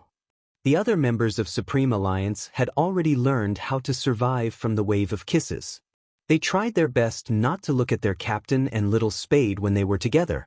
But, even so, the captain didn't have any intention of hiding it at all, holding hands at every turn. Coco and Feng Shang glanced at each other. They retracted their gaze in unison, pretending that they weren't looking at holding hands but at the sky. Other than Shui Yaoyao, everyone in the team felt that their captain had turned completely gay this time. Shui Yaoyao, who knew the entire truth, scratched her palm, a smile on her face. Her Highness Jiao dressed as a girl once, and everyone was already in such a state. If Coco and Feng Shang found out that Her Highness Jiao was actually a girl, who knew how stunned they would be? When Qin Emo said, "Let's go," he was referring to everyone. After the farewell, there was a gathering for the team. This was good. Since it was made public, there was no need for him to have any scruples. Even though the members of Supreme Alliance hadn't felt that their captain had any worries in the past, at least he wouldn't act like he was flaunting his affection. This was probably because Little Spade was dressed as a girl. The two of them were just sitting there casually. One of Qin Mo's hands was placed on the back of Bo Jio's chair while the other was pouring a glass of wine. There was an indescribable sense of intimacy. Lin Feng understood that it wouldn't be easy for him to have a brotherly chat with Little Spade. Hence, he took out his phone, lowering his head to type a message. "Tell me the truth. Have you already chased after Captain a long time ago?" Bo Jio replied instantly with an emoticon of a soldier smoking. Lin Feng shook his head. Public morals are getting worse by the day. Just as she was about to reply, to solidify her position as a beauty, the Almighty snatched her phone away from her. There wasn't any reaction from Bo Jio. Lin Feng lowered his head, wanting to bury his face into the bowl as he shoved the rice into his mouth. Qin Mo glanced at the youngster's reply before keeping his phone casually. "When did you woo me? Why didn't I know?" Bo Jio choked, a serious expression on her face. "Brother Mo, it must be because you aren't sensitive in this aspect." "Is that so?" Qin Mo placed his chopsticks down, shifting his gaze over. "Perhaps you've wooed too many people, so I'm not as sensitive anymore." Bo Jio. Should she admit defeat this time? She felt as though the Almighty wasn't in a good mood after scrolling through Weibo. Was it an illusion? Qin Mo wasn't in a bad mood, but when he looked at the person in front of him, he felt an indescribable urge to possess her. He wasn't willing to share her secret with anyone else, much less when she was dressed as a girl. At this moment, the Almighty didn't want to admit that he was jealous after reading the news about not caring about Bo Jio's gender and wanting to marry her. This person originally belonged to him. Qin Mo's gaze deepened. When he turned to speak, his voice was so soft that only the two of them could hear. "In the future, don't dress like this outside." Bo Jio suddenly understood something, breaking into a smile. She held onto Qin Mo's hand under the table, smiling devilishly. No problem. This was the way to pacify a jealous little secretary. Qin Mo paused, following the direction of her hand. She was indeed worthy of her little gangster title. It was probably because of the good atmosphere. Coco took the opportunity to say, "The collagen sticker Lin Feng bought is really good. It looks so real. If I didn't know that it was Little Spade, I would have thought that it was a girl from somewhere." "That depends on the person." Lin Feng smiled. "Little Spade, why don't you go to the washroom and remove everything that needs to be removed? We can let them study the artifact of cross-dressing, the collagen sticker."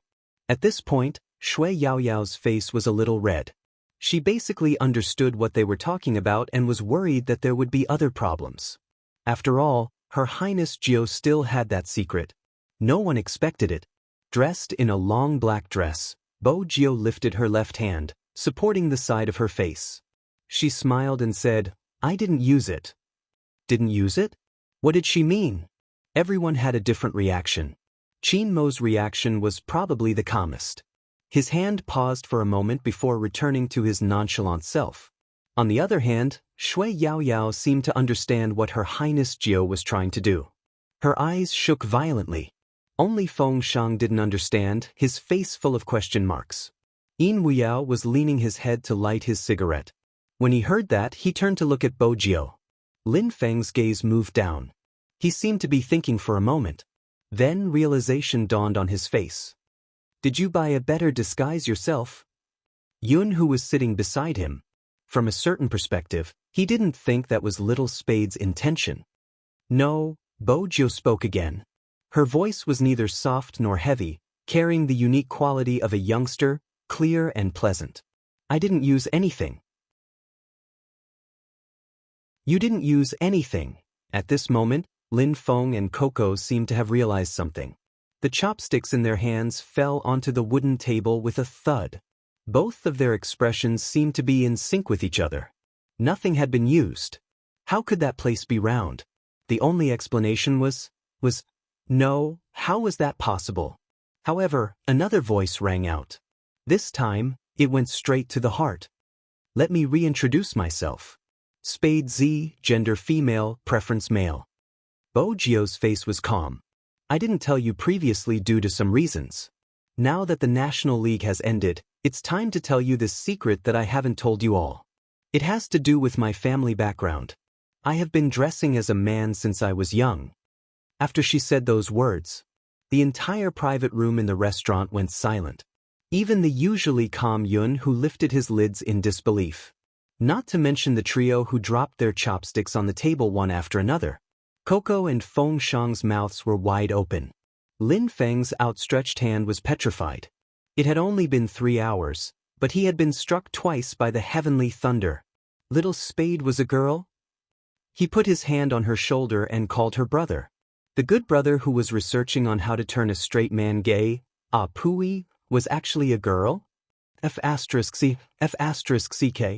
Most importantly, he used the mindset of an experienced person to teach him how to pick up girls. Even though he had never done it before, wasn't that what straight men talked about? In that instant, Yin Weiyao had almost forgotten to smoke. After all, even he couldn't imagine that the youngster who had pulled him out of his slumber and told him to shock the esports world with a bang was a girl. He was the first person to see the young Zhenren operate. Nimble and ever-changing movements. A frightening presence. A beautiful and invincible kill. Hand speed, technique, thought process, ambush, and unpredictable attacking methods. The FC King of Zone C. Even now, that record was still in the archives and no one could break it. The person who made the professional players tremble in fear, the person who really changed the esports circle, was actually a girl. No one could have imagined it. If anyone else knew about this, the entire esports industry would probably explode. Feng Shang opened his mouth for a long time but still couldn't find his voice. His idol was a girl. He had always thought that the manliest person in his life was his idol, but it was a girl. Wait a minute, I'm a little nervous. Feng Shang felt that the weather was too hot and he was showing signs of a heat stroke. Coco didn't want to say anything else. He bit down on his rabbit's ear. He remembered the first time he met Spade Z. She had been so cold in the game that she didn't even bother to look at him. At that time, he felt that this guy was really cool since he had a shocking number of fans.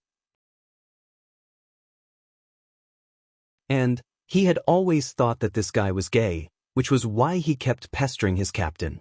At this moment, he finally understood. No wonder people always said that young Master Fu liked guys. That was because she was a woman. Coco couldn't describe his feelings at this moment. He felt that he needed to calm down. After all, he had been beaten up by a girl in the game before. It was really annoying. But on second thought, he wasn't the only one who had been beaten up. If Zhao Sanpang and the others found out about this, they would probably be petrified. Yun, who reached for a wine glass and touched hers. To us, you will always be Spade Z, regardless of gender. Yes. Lin Feng slapped his thigh, wanting to put his hand on her shoulder out of habit. When he met Qin Mo's gaze, he straightened, his expression incomparably serious. But little Spade, you have to let me digest this fact. After all, it's really inappropriate for men and women to touch each other in the future. Yin Weiyao was still young after all. He held his glass and smiled. Cheers to our team having a second female member. I really didn't expect this, little captain. This glass of wine had to be drunk. Bojio stood up, holding the wine glass in one hand. She was unprecedentedly serious, even her gaze was deep. This should be a toast to everyone. Thank you for giving me a chance to fight side by side, which I have never had before.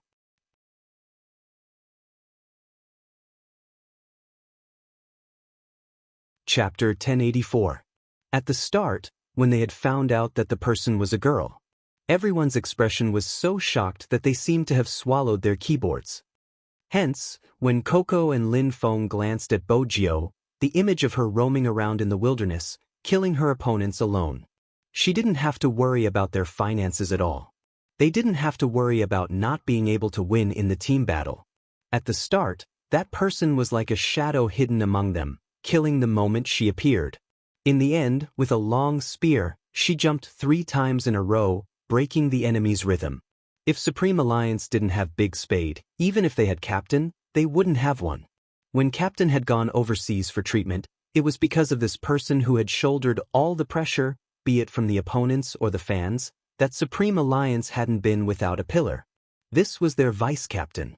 This was the FC King of Zone C with beautiful positioning, skillful maneuvers, shocking hand speed, the one who left nothing behind wherever he went. No matter what, they couldn't forget that they had lost together, lowered their heads in disappointment, charged out of the encirclement together, revived from the revival match, and fought again. To fight side by side. Lin Feng was the first to touch Bo Jio's wineglass. At this moment, gender didn't seem to matter much. Yin Wuyao was the second. As an uncle, he smiled faintly. To meet again in the future. Feng Shang didn't know how to speak. He had an adorable expression as he touched the glass.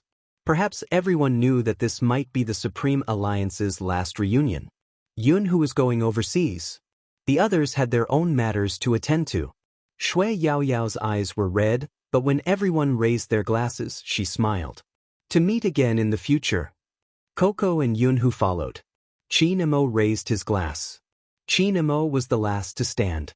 His face was handsome, noble as ever, as though he was still wearing his exclusive Supreme Alliance uniform.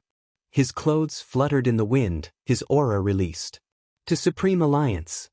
To Supreme Alliance. It was just 3 simple words, but it caused ripples in everyone's eyes. Perhaps many years later, they would forget the number of matches they had won, the pain they had suffered because of a single loss. But they couldn't forget this feeling. They were a part of Supreme Alliance. It would always be so. They were destined to part on this day. After dinner, it was almost midnight. Yun Hu and Lin Feng drank and hailed a cab back. However, it was still different from before. In the past, both of them would sit in the back seat. This time, one person sat in the front passenger seat while the others sat in the back seat. Lin Feng could hear Yun Hu's phone ringing. He seemed to be sending a WeChat message to someone. He could vaguely hear that it was a boy on the other end. Perhaps because of the alcohol, Lin Feng leaned his head against the wall and didn't say a word. Without the members of the team, the interaction between the two of them was a little dry.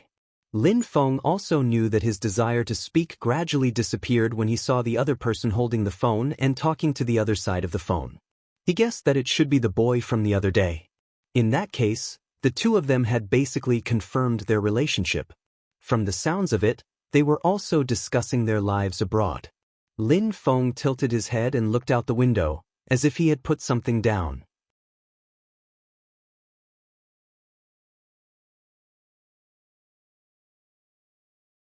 Chapter 1085. In that case, he didn't have to keep thinking about other possibilities. Lin Feng lifted his hand to press down his fringe. He seemed to be smiling, but there was a hint of sadness in it. Yun Hu probably realized that Lin Feng had been too quiet since they got in the car. He thought it was the side effect of his kiss and didn't know how to break the atmosphere in the car. Fortunately, there was a topic to talk about. I didn't expect Little Spade to be a girl. When Yun Hu said this, he tilted his head. Lin Feng knew that according to Lin Hu's personality, it was already very difficult for him to find a topic to talk about from someone else. In fact, it wasn't that troublesome, since she had a boyfriend and was going overseas. No matter how much he thought about it, he really shouldn't have messed up his thoughts just because of a kiss. It was probably like what Yun Hu had said. This was the last time. Even though Lin Feng had never been in a relationship before, he knew that the best way to start a new relationship was to bid farewell to his previous one. Although he didn't want to admit it, that kiss was probably Yun Hu's farewell. After that, they were really just brothers. Lin Feng adjusted his emotions. When he looked up again, he was much more natural. I didn't expect Little Spade to be the one who appeared at the masquerade. I feel like my intelligence is being challenged. I want to tell Zhao Sanpang and the others about this and let them experience what it means to have their intelligence crushed. From today onwards, I am going to doubt my life. Once they returned to their previous state, the atmosphere in the car changed for the better. Yunhu chuckled lightly. Silly and sweet person, I never expected you to overthink things. Hey, what are you talking about? Do you want to fight? Lin Feng reached out and locked Yunhu's neck from behind. He didn't use much force. The corners of their mouths curled up. Lin Feng felt much more relaxed now. After thinking it through, everything wasn't so complicated. When they got out of the car, there was a clank under his feet. Yunhu was in front of him. He looked at him and was about to retract his hand. Lin Feng used the force to steady himself. He put his hand on Yunhu's shoulder. Let's go. Lin Feng used to do this often. He liked to put his arm around his friend's shoulders. Because of this, Yunhu had always wanted him to change this habit. Because he didn't want to see this person being so close to others when they weren't together. Indeed, Lin Feng had changed. Old Jiang City's young master style was vividly displayed on him. He had the spirit of not being able to get along with others. Believing his words, he could only put his arm around his best brother's shoulder. But ever since that day in the room when he saw Yunhu doing that to his photo, Lin Feng hadn't put his hand on Yunhu's shoulder like today. Over the past few days, Yunhu had been hoping that this person would return to how he used to be. He hoped that when he saw him, he wouldn't avert his gaze, and when he got close to him, his body would freeze for a moment. That was the last thing he wanted to see. That was why he found someone to act with him.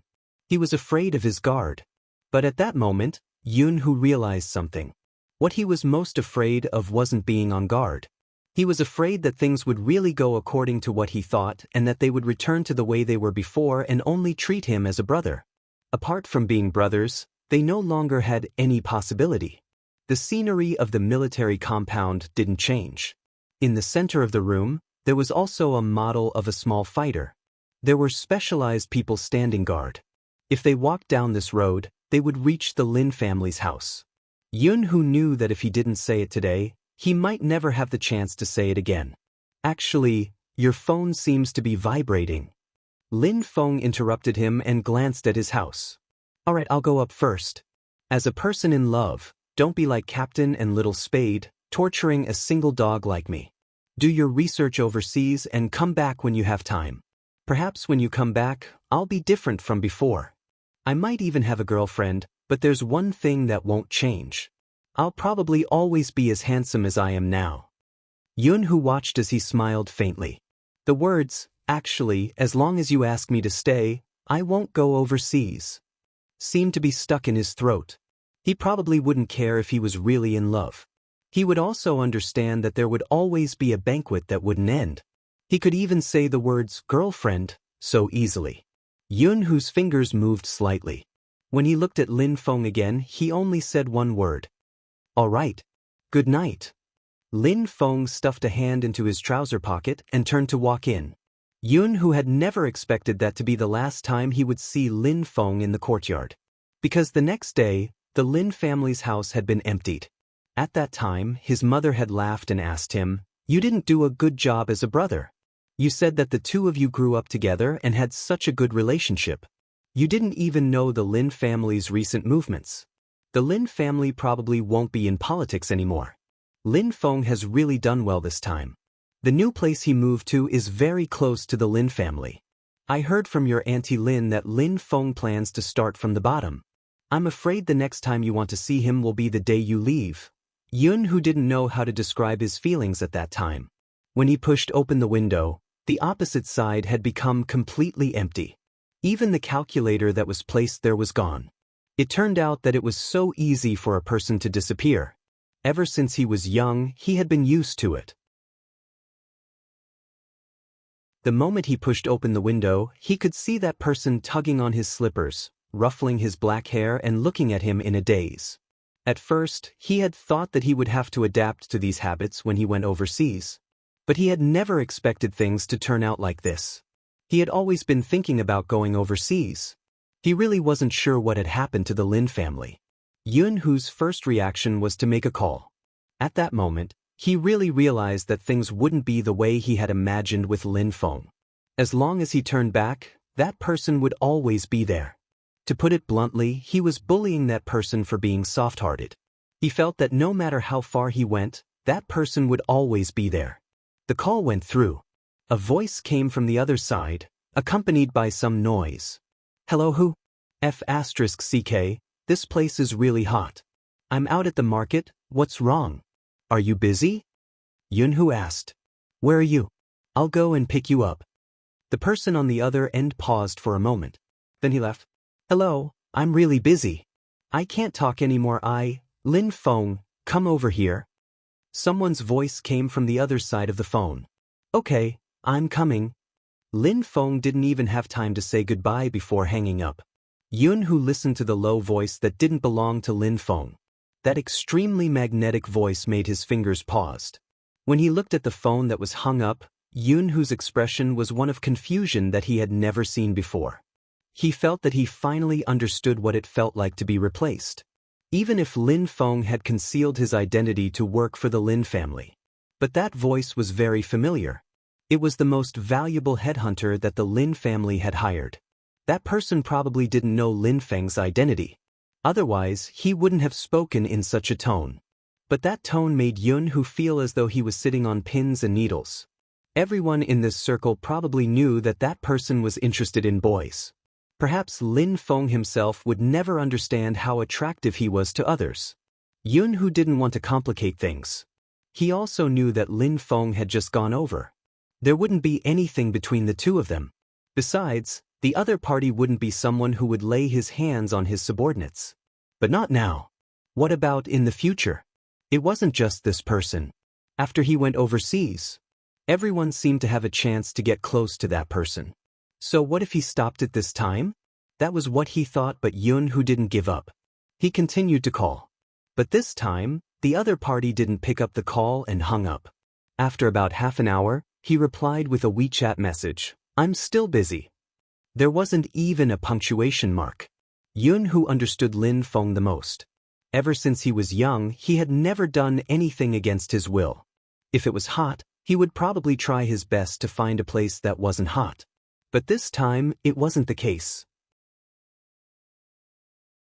Yunhu didn't call again, because he knew that any more would be a disturbance, even though he had never thought that the word disturbance would be used on him and Lin Feng.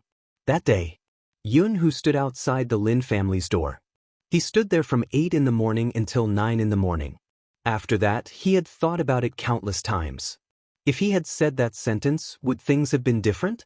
But until the end of the story, no one would know what the ending would be. The shadow of the tree shook and scattered, the complicated light hitting everyone's face. This was the only time Bojio would wake up. When she woke up, she realized that she was still wearing the black dress and the Almighty's jacket was on her. She pressed down on her head and remembered that she had probably fallen asleep in the car without any secrets. Hadn't the Almighty woken her up? Bojio crossed her fair legs, one hand supporting her chin. She frowned slightly as she thought about a serious question. How had the Almighty explained to Madame Zhang and the others? Why was she wearing female clothing when he was carrying her? What are you up to, sitting there alone? A magnetic voice came from the side of the door. It was Chinemo. He was holding a tray with porridge, side dishes, and fried golden steamed buns on it. Bojio straightened her back, a beautiful smile on her face. I just wanted to ask if Brother Mo saw Madame Zhang when he brought me in yesterday. No, Chinemo replied faintly. Bojio instantly relaxed. That's good, Madame Zhang wouldn't have to explain if she saw us. Indeed. Chinemo sat by the side of the bed, pinching a lock of her black hair leisurely, his lips curved into a faint smile. But I met my mom.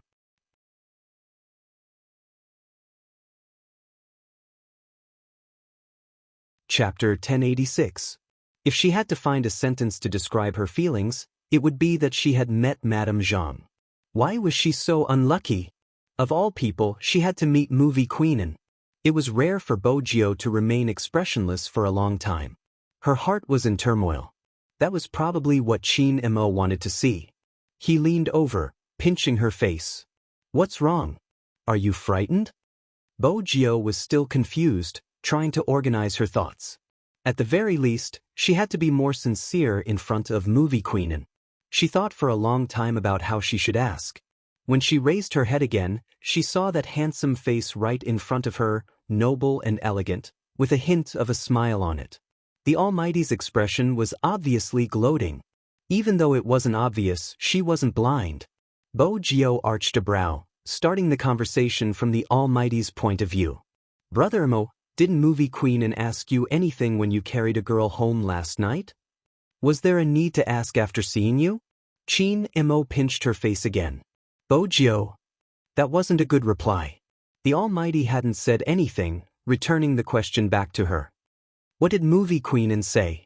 Fine, she chose to be more direct. She couldn't avoid the Almighty. Chin Mo watched her casually, his body inching closer. You really want to know? Of course. Chin Mo inched closer, his voice calm. Then show some sincerity. Sincerity? Bo Gio paused. Chin Mo reached out and caressed her lips, his fingers caressing her lips. This was the scene Madame Zhang saw when she pushed the door open. The sunlight shone in, casting a faint layer of gold over the two equally beautiful people. Young Master lifted her chin, about to kiss her but waiting for her to make the first move. The sound of cicadas faded. When Bo Gio saw Madame Zhang, she straightened her back and smiled. She didn't feel awkward since her image as a gangster was already set. Hence, she called out lazily, Madame Zhang. Since movie queen and had already seen it, she wasn't afraid of being seen by Madame Zhang. When Madame Zhang heard the girl's voice, she turned to look at her face. The next moment, her eyes wavered. Isn't this young Master Gio? She had originally thought that her young master had done something to let young Master Gio down. But from the looks of it, that wasn't the case at all. More importantly, why was young Master Gio like this? Auntie Zhang felt like her brain cells were running out. If it wasn't for the face in front of her, she wouldn't have imagined the girl in front of her to be her favorite young man. Madame Zhang turned towards Chin Mo, young master. This, Chin Mo, who was sitting by the side of the bed, spoke, his expression unchanged. Supreme Alliance had an event yesterday and one of the events was for this guy to dress up as a girl for fun. I see. The realization hit Madame Zhang but she still couldn't control her gaze. She sized Bo Gio up and muttered to herself, You look so much like a girl. If young master didn't say anything, she would really suspect something. Auntie Zhang only had one thought. She took out her phone and said, Madam will definitely be shocked to see young Master Gio like this. Crack.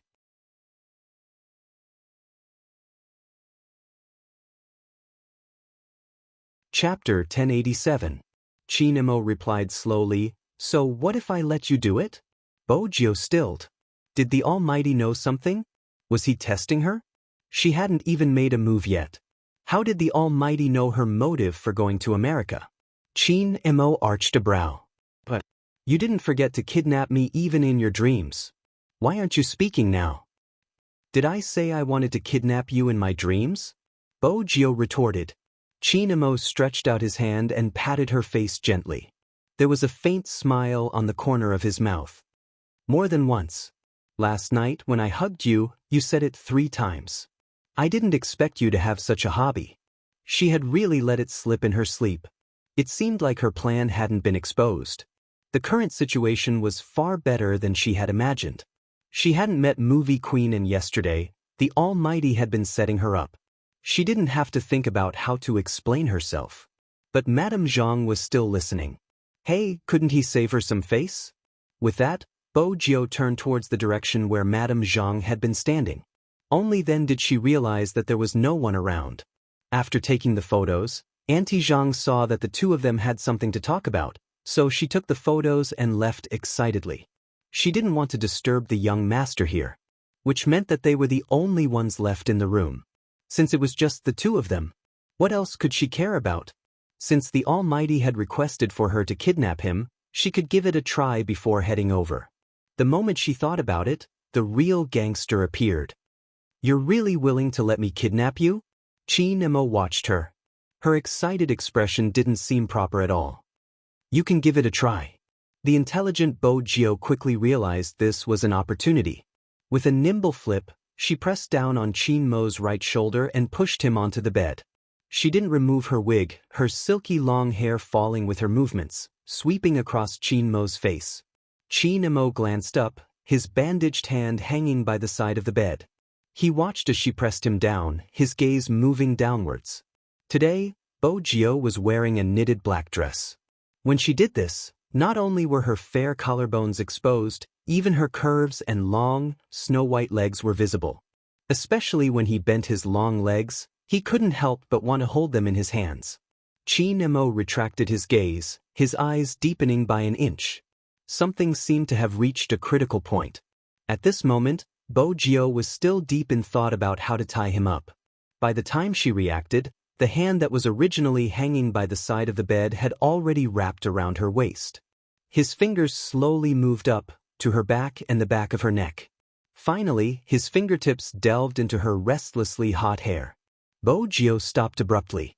At that time, she could clearly feel the change in his breathing.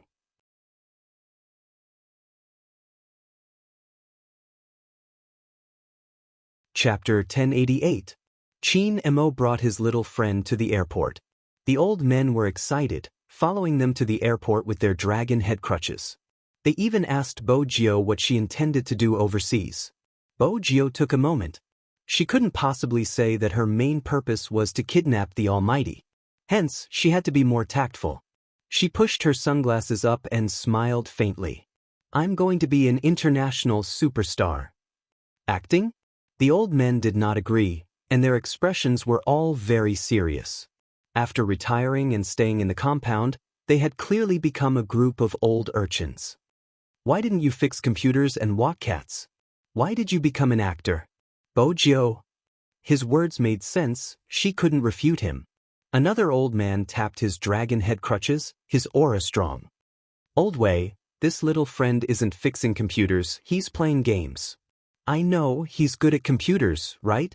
Isn't it better to stay in the courtyard? There would be someone to help us move those water droplets. The one I'm raising will recognize this little friend. Chin Mo held onto his boarding pass, standing tall and slender, his lips lifted into a smile. Grandfather Wei, you must be joking. Do you lack someone to help you move your water droplets? Wasn't there someone standing in front of your door to take care of your plants? Old General Wei didn't wish to speak. He just liked the little friend next door who was giving him a cigarette while walking his cat. What was wrong with that? Chin Mo understood the old man's intentions, his smile didn't fade. He reached out and held onto her wrist, his voice calm. Don't worry, I'll bring this fellow back and continue to send you cigarettes secretly. But you have to take care of your health, it's better to smoke less. Cough. After all, he was an elder, and old General Wei still had to maintain his dignity. Go, remember your identity when you go abroad. Yes. This was probably the reason why Chin Mo was so likable. Even though he was cold and aloof, he hid his sharpness in front of his elders. He was humble and didn't seem cold at all. Instead, he was calm. Bo Gio stood at the side, thinking, Brother Mo, I'm bringing you back this time, not you. You're going to be in a daze. It was as if he could imagine the shock in the Almighty's eyes. Thinking of this, his thin lips curled into a smile. Blocked by the black mask, the youngster's handsome face was tilted sideways, and his tall nose could be seen, which was still very handsome and eye-catching. The two of them were equally eye-catching.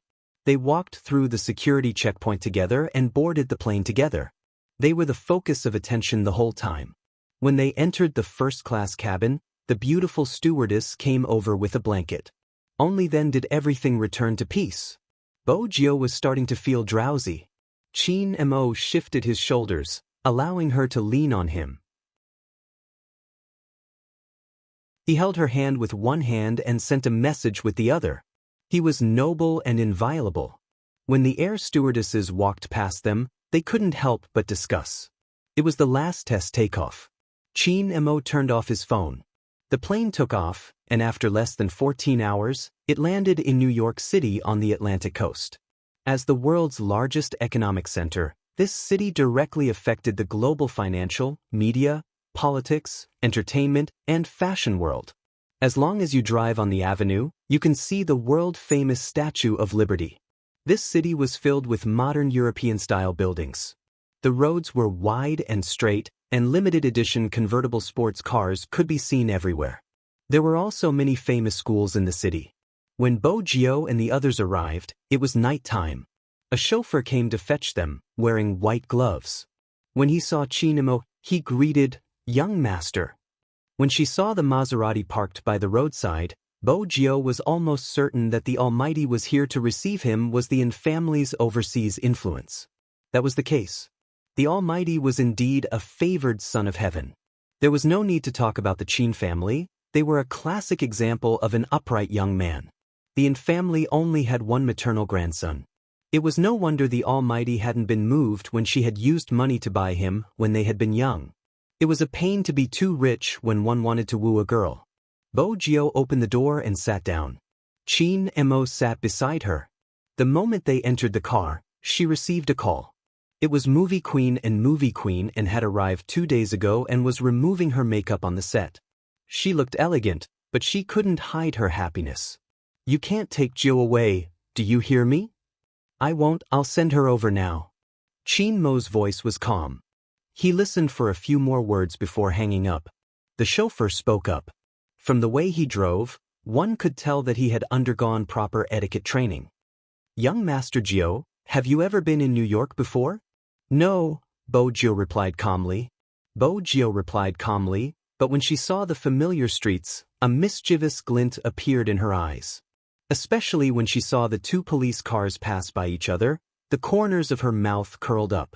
She seemed to be smiling, but it didn't seem like a smile, bringing out Z's unique evil aura. That devilish aura was concealed by the neon lights that filled the sky.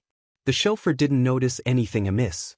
Instead, he glanced at the youngster and smiled. "Young Master Gio, in front of you is the famous Times Square. Do you see the largest billboard? The people that appear on it are definitely international celebrities. Every year, when we welcome the new year, more than 500,000 people would gather here to count down. It's a grand occasion." When Bo Gio heard this, she reached out to caress the bridge of her nose. She couldn't tell him that she had fought with the Almighty here. That had been the first time they had fought. In front of the opera house, people had acted like they were in the movies. It was here that she had met her most feared opponent. But at that time, she hadn't known that the person who had almost destroyed her billboard was her pet. It was obvious that Chin Mo's memories were here. His gaze deepened. He turned back, his voice slow. "I thought that anyone who sees this place for the first time would be more or less shocked." "I'm shocked too." Bo Gio stretched lazily. "But I'm still jet-lagged and can't perform well." With that, she leaned into Chin Mo's arms, lying on his long legs. She smiled faintly. "Sleep for a while more." Chin Mo allowed the youngster to lie down, not saying a word. On the other hand, the chauffeur's eyes widened. Fortunately, before his young master had arrived, he had heard many things. Otherwise, when he saw this scene, he would really wonder if he had seen a fake young master. The drive from the airport to the filming location took about 1.5 hours. Bo Gio carried a black backpack and jumped out of the car. She was still wearing a large black mask. The cold moonlight shone into her eyes, bringing out the best in this place. "Once you're done, send me a message and I'll come fetch you." Chin Mo wound down the car window, his side profile handsome and elegant. Bo Gio replied, "Okay." Then he strolled into the crowded Star Creation Plaza. At this moment, another figure walked out from the side of the sports car. She stood beside the car and called out, "Young master." Chin Mo glanced up and said, "Follow her and only show yourself when necessary." The silhouette didn't make a single sound as he walked. It was obvious that he had received specialized training. Chin Mo reached out and the car window rolled up. If he wanted to know what she was up to, he had to give her some freedom. Otherwise, it would only backfire. After all, a certain someone would never stay there quietly. Especially when you let your guard down, she would always take the opportunity to scratch you. He knew that feeling well. It wasn't painful, but it would always be there. Chin Mo knew that she had already started planning her escape route. If there were many guesses in the past, after coming here, a certain someone's behavior had proven one point. She wanted to do something. Chin Mo played with the silver cigarette lighter in his hand. He turned his head and lit a cigarette. His voice was still calm. Let's go to the old place first. I need more information about Z. Yes, young master. The sleek black sports car drove into the bridge. It was at the biggest star creation base. Bo Jio was thinking as she walked. She might have to make some last-minute adjustments to her plan. It was simple. She thought of the Qin and family's power but neglected the Almighty's own power. Back then, he had almost caught her in the act. This meant that he had people here. Bo Jio lifted her head and looked up. She didn't know what she saw, but her eyes lit up. She thought she knew how she had managed to distract the attention of some people. She just needed a little modern technology and a little magic. Just as Bo Jio lifted her lids, a person walked over with a gloomy expression. A man with a gloomy face walked over with a dissatisfied expression. He didn't even notice if there was anyone in front of him. Or perhaps, even if he noticed it, he would push her away the moment he saw a yellow-skinned person. Go away, you little hindrance. He said these words in English. He was a local after all. No, he should be called a local celebrity. He was a classic international celebrity. The muscles on his arms were firm and he was well developed. He was strong and could fight. He was handsome with thin lips and a high-nose bridge. He was a classic pretty boy here. He was also the third male lead in this movie. Since she wasn't prepared, the moment she was pushed, Bo Jio relied on her instinctive reflexes. She leaned to the side beautifully, her eyes cold. She didn't suffer any physical injuries. Bo Jio wanted to pick up her shoulder bag and continue walking. Unexpectedly, a voice came from the other side. It was a rare excitement. Jio. Jio. Bo Jio turned, stuffing a hand into her pocket. She arched a brow. Director. Jio, you're finally here. That's great. The Americans would hug people when they were happy, even if it was an international director. But her back was patted by a bare paw. Bo Jio felt slightly pressured. I'm happy to see you again. Where's movie queenin'? She's filming the next scene and she's still trying to get the feeling. She did tell me that you would be coming, but I'm still surprised. When the director spoke in Mandarin, there was always a sense of awkwardness, but this was still considered good. It was also because of the director's hug and welcome. The busy staff around them stopped what they were doing. Their gaze landed on Bo Jio. Under the warm night lights, a slender figure stood there. A slender figure stood there with a lazy smile on his face. He had one hand in his pocket and a black bracelet on his exposed snow-white wrist. He had a head of silver hair and a pair of shiny black earrings. He was young, handsome, and full of evilness. Oh, this boy is really pretty. That pair of black eyes fits my fantasy of an Asian. But there aren't many Asians who would dye their hair this color. Shouldn't they all have black hair? This does fit the image of the mysterious hacker in the script. I don't think so. He looks so skinny. Can he fight? I'm not sure. I heard that the director went to all the countries in Asia to find such a person. Why not go to Japan? At least they would be more obedient and cooperative. Listening to the discussions around him, the third male lead also spoke. His voice wasn't loud, but everyone could hear him. Huaxia's male actors are all weak chickens. Everyone knows this. I reckon that once there's a fight scene, this person will be shouting for a stunt double. You guys have to be merciful. Don't scare our Oriental dolls. What if they break them? With that, a burst of laughter came from the other side. That smile could be said to be a joke, but for some reason, it made people feel uncomfortable. Bo Jio held her shoulder bag with one hand, glancing over. The international director was still immersed in the excitement of Bo Jio's arrival. Besides, he had to remind the filming team not to make any mistakes. Hence, he didn't notice anything. On the other hand, the third male lead caught her gaze.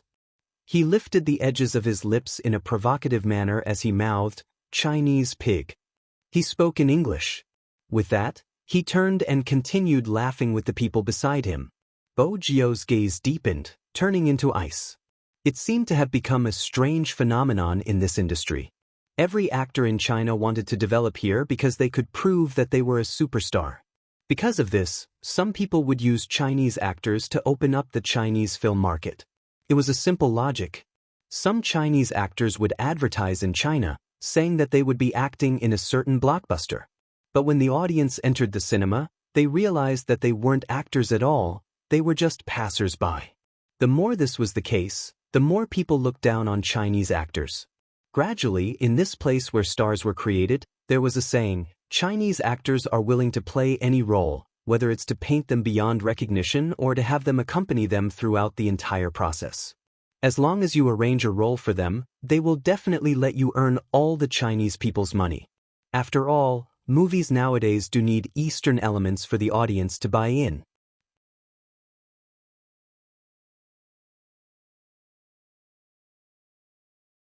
Chapter 1089. This was also the reason why the third male lead could be so unscrupulous. Bo Jiao held onto her shoulder bag with one hand and stuffed her other hand into her pocket. She looked at him silently. Perhaps it was because he had been stared at for too long, or perhaps it was because the young man's eyes were so dark that there seemed to be no end to them. They were as deep as an ancient well, as if he was being stared at by something. For some reason, the third male lead felt that the young man's eyes were a little creepy. It was this feeling that gradually turned into anger. How dare AB** starred look at him with such a gaze? Did he know the rules? Did he know that every Chinese actor who came here had to respect them? Since he didn't know, he would teach him a lesson. The third male lead smiled at Bo Jiao, the disdain and mockery in his smile obvious. The people around them were still laughing. After less than half a minute, the international director walked over, his face filled with excitement. Come, take a look at the script. I'll get someone to explain the scene to you. Bo Jiao retracted her gaze, her chin nodding. Who is he? You want to get to know Alan? The director laughed. That's great, the two of you have scenes together. His scenes haven't started yet, why don't you get him to explain it to you? Bo Jiao seemed to be thinking about something. She smiled mischievously. Sure. Alan, hey Alan. The director called out to the third male lead. The person called Alan walked over. He was indeed polite to the director. Even if he was hostile towards someone, he would hide it. The director patted his shoulder. Explain the scene to Jiao. This is his first time acting. First time acting? Director, I'm really worried that even if I explain the scene to him, he wouldn't know how to act, Alan said jokingly. But it was obvious that he looked down on Bo Jiao. The other two actors also turned to look at them. One of them didn't approve of Alan's actions. Since the director had chosen the actor, he must have his reasons. Besides, they would only know how the other party would act. Alan obviously didn't think so. The moment he saw that the other party was from China, it was a headache. Even so, there was no need for the people around to stand up for an outsider. After all, their impression of some Chinese actors was that they didn't have many productions, but they liked to show up on the red carpet. It was undeniable that there were still some outstanding actors. But to a certain extent, the person in front of him didn't have any acting skills. Here, acting skills were the deciding factor. The international director frowned and said, "That's because you don't know Jiao. He just needs to be himself in this movie." Since that's the case, then I'm indeed worried. Alan would not embarrass the director on such an occasion. He reached out and took out the script. Let me tell him about the scene between us first. The director smiled and patted his shoulder again. Someone called again. The director had no choice but to tell Bo Jiao, "I'll go get busy. Listen to the content and we'll start the rehearsal." All right. Bo Jiao didn't seem to be affected at all. Her lips were curved into a faint smile. In that instant, Qin Mo's shadow could be seen on her. Have you been alone for too long? Even his temperament would be a little similar to that person. After the director left, Alan's expression changed. His face was full of mockery. Oh no, I forgot that you Chinese actors are extremely bad at English. Don't tell me that you can't understand what I'm saying after talking for so long? That would be really awkward. The people around them saw that Bo Jiao didn't have much of a reaction. They thought she really didn't understand. Alan laughed again and placed the script at the side. I really don't understand where the director found such a dumb pig like you. You're wasting our time. Alan. Another actor couldn't stand it anymore and reminded him. Alan saw that the other actor was just a little smaller than him and didn't bother about him. Mind your own business. Right at this moment, the youngster spoke. She was still in the same lazy posture with one hand in her pocket. Her voice was pleasant and slow. You're the dumb pig. 5 words, calm and indifferent. Those present understood Chinese, so of course, they understood the meaning of this sentence. Alan frowned. What? I said where the authentic British accent was filled with an indescribable magnetism. The young man's unique voice was like gurgling water, penetrating Alan's eardrums bit by bit. I say, you're the stupid pig. She spoke in both English and Chinese. Alan's face was filled with anger. He really looked like a piece of pig liver. After all, he hadn't expected this youngster to not only understand his words, but to even repeat them in 2 languages. This was a slap to his face. Alan was furious. It was as though he was going to beat someone up. His right hand had already grabbed the youngster's collar. The veins on his arm were popping. His aura was terrifying. His manager held him back. Calm down, Alan, calm down. This is the person the director brought. Alan gritted his teeth and swung his arm. His eyes were like a venomous snake as he spat out his serpent's tongue. Just you wait, little brat. Bo Gio smiled faintly. She reached out to tidy her collar. Sure, I'll wait. The more she acted like this, the angrier Alan became. The rage burned him to the point where he almost lost his rationality. There was also a Chinese person working behind the scenes. He reached out and pulled Bo Gio back. Then he turned to the manager. I'll pull him down for a chat. The manager heaved a sigh of relief and waved his hand. Bo Gio allowed a person who was almost 30 years old to pull her. That person said, I know you're angry after hearing what he said. But you have to be careful when you're here. Don't look at him. I heard that he has dealings with people on the American highway. If you provoke him in the filming set, he will still be worried about the director. He won't do anything to you, but it's hard to say in the future. Besides, with your current state, even 3 people wouldn't give him a beating, so we're going to allow him to scold Chinese pigs? Bo Gio interrupted. The man turned back. There were already some wrinkles at the corner of his eyes. He sighed before saying, None of us are heroes. It's good to be patriotic, but it's not good to be too reckless outside. I want to retaliate like you. Let's talk about something else. When I first came here, I was tricked. But what could I do? My family's only money was used to send me overseas. Washing dishes here makes more money than in China. It wasn't easy for me to get a job, and I can send money back home every month. If I retaliate, it would mean losing my job.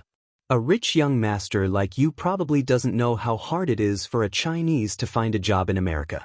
Some kind-hearted people will tip you when they see you dressed poorly and treat you well. But most of the time, it's a problem with the system. It's all about survival. Do you understand? Bo Gio paused after hearing his words. Why don't you go back? The man didn't reply. He just shook his head. There wasn't a single person who didn't miss home.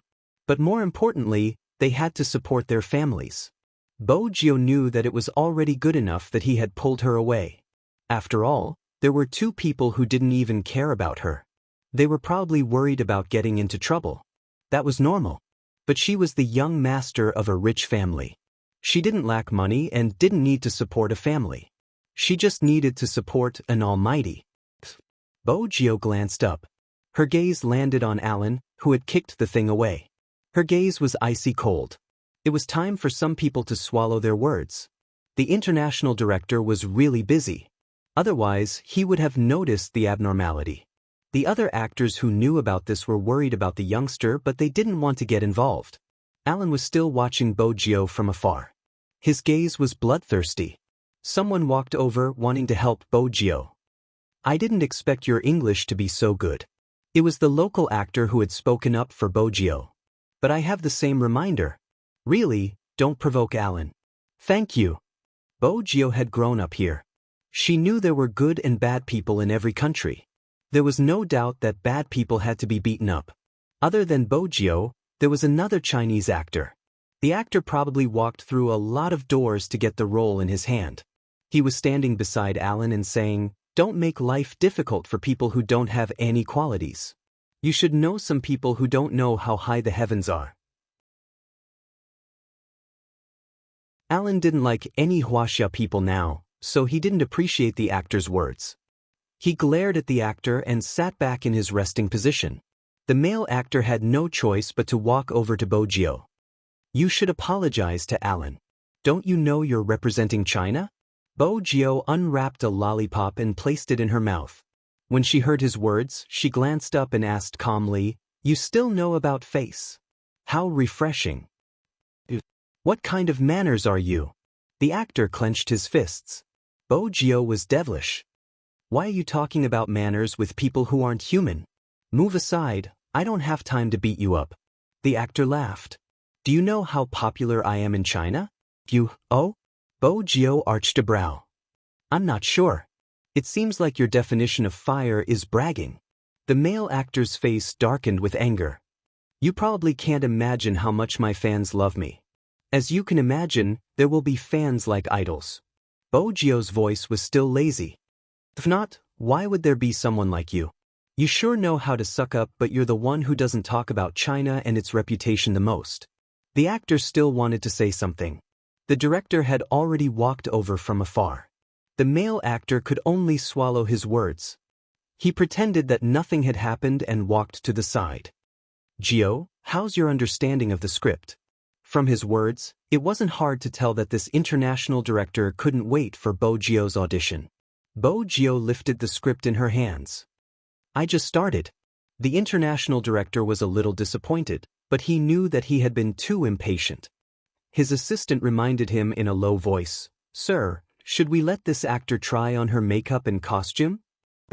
Could a character act well and have a sense of presence?" Other than skilled acting skills and her own looks, there was another important factor.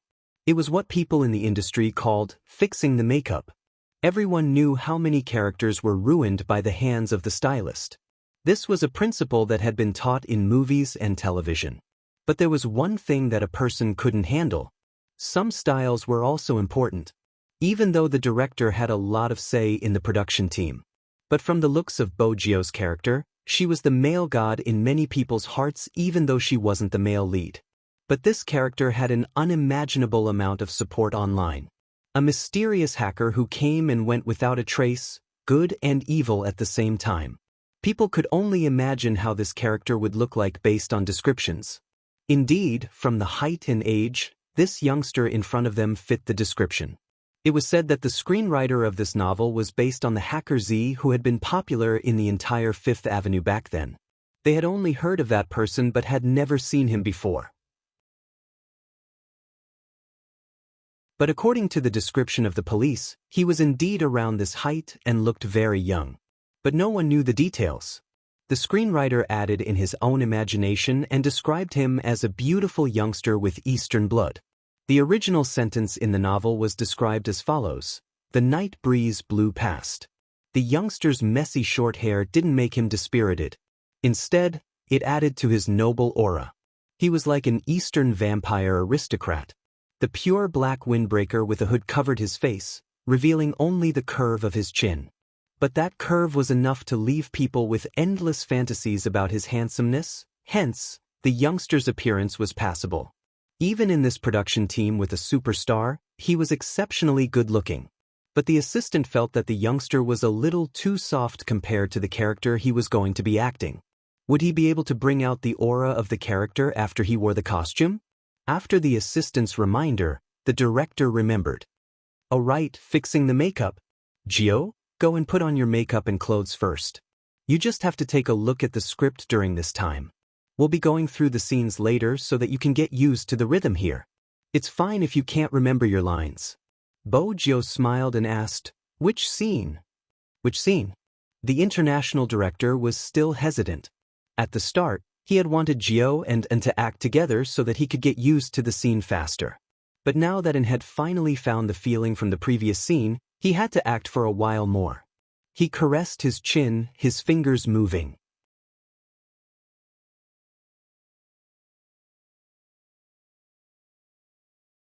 Chapter 1090. I think we should look at the makeup before filming, the actor from China said. He glanced at Bo Jio and pointed out. This role is too important. If the aura isn't strong enough, the audience won't be satisfied and it might affect the box office and reputation. As soon as the words box office and reputation were mentioned, everyone paused. After all, as a filmmaker, to put it bluntly, these two aspects were the most important. The director had spent so much time looking for someone. If the aura wasn't strong enough, it might ruin the original work. There would definitely be a backlash, and that was the last thing they wanted. Hence, from a certain perspective, the actor was right. The makeup was the key. But he didn't jump out to speak because of the movie. It was because of what had happened previously. He wanted to vent his anger, and at the same time, he could get on Alan's good side. Why not? The director could tell that there was another layer of trouble in his words. He frowned. He had thought that since they were all from China, it would be easier to get along. He hadn't expected this actor to be the troublemaker. Under such circumstances, the other actors watched. She was obviously trying to make the director take a step back. The international director had a temper too. He narrowed his eyes and was about to speak. But Bo Jio walked to the assistant's side first. She used the youngster's unique voice, pleasant and magnetic. Where do I go to get my makeup done? The assistant almost wanted to thank the person in front of him for being so sensible. Otherwise, if the director were to flip out, the situation would definitely be awkward. Fortunately, the youngster spoke up in time.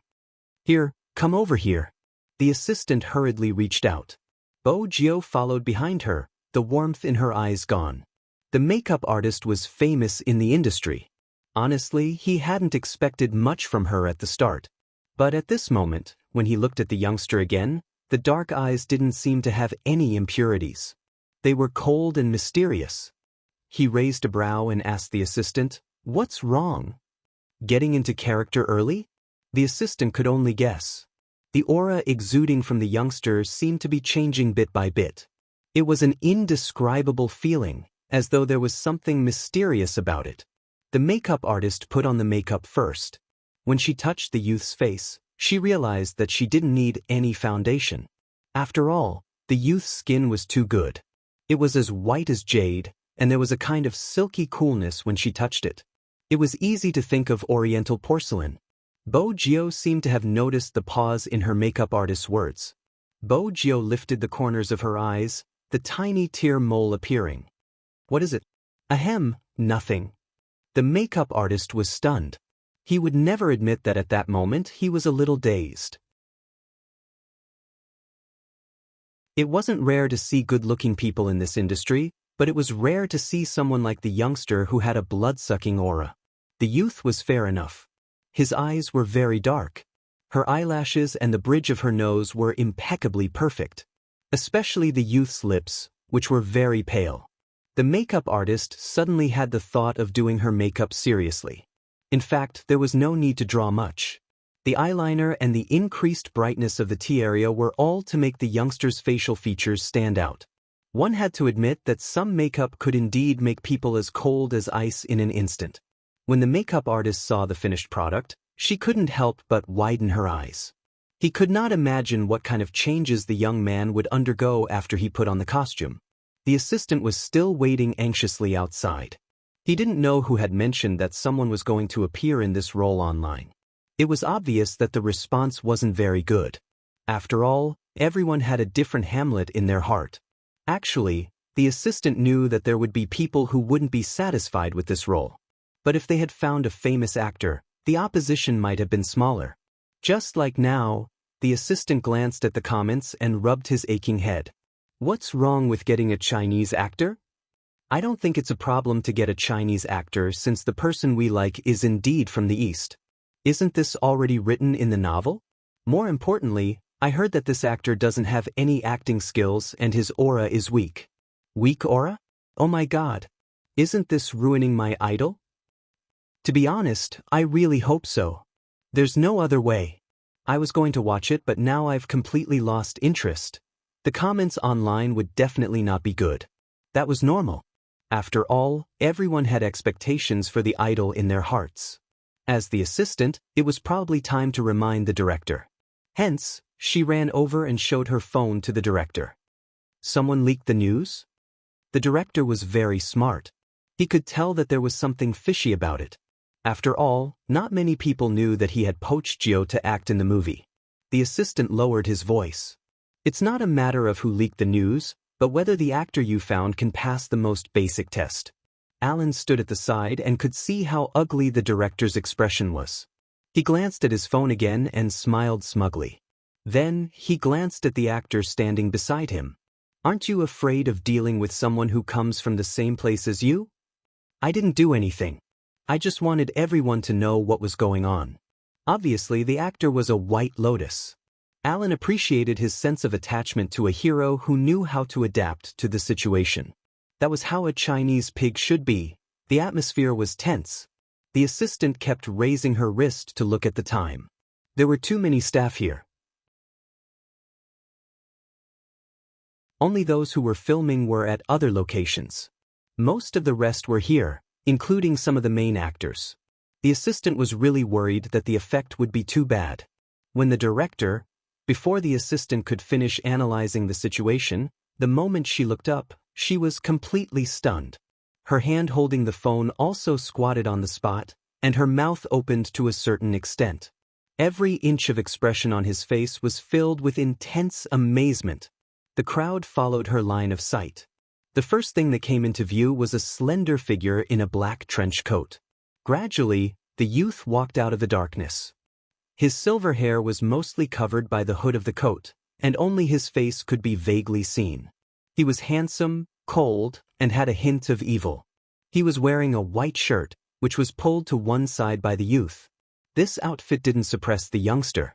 Instead, the youngster controlled it. Most importantly, his eyes were extremely dark and mysterious. When the youngster played with the pure silver USB stick in his hands, he walked towards them. When he glanced up, black feathers flew into the air. Everything behind him seemed to have become a backdrop for the youngster. In the blink of an eye, his soul was destroyed. In that instant, there was only the sound of people gasping. One of the staff clutched his chest in agitation. The other exclaimed in disbelief. Even though some of the main actors didn't express anything, the shock in their eyes proved that the youngster's makeup was flawless. The assistant struggled to find her voice. Director? Huh. The director wasn't a straightforward person. But ever since Bo Gio came, he laughed more frequently. Now you know, only Gio is suitable for this role. How can they be so similar? How can they be so similar? The assistant was a fan of the original novel.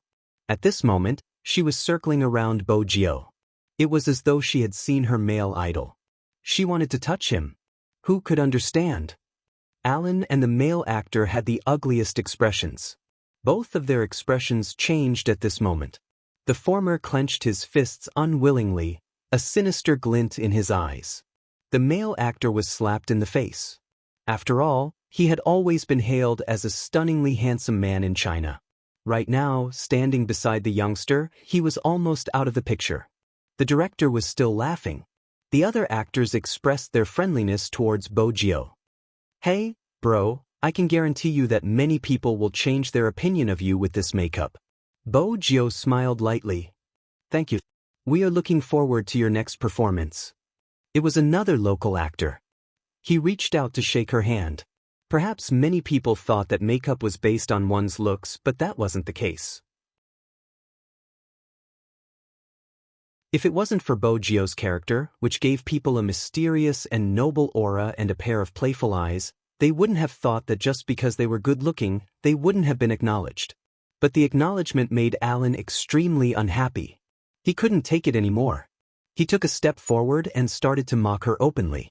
In China, there are too many people who are just good-looking but don't have acting skills. They are still chased by a group of fans.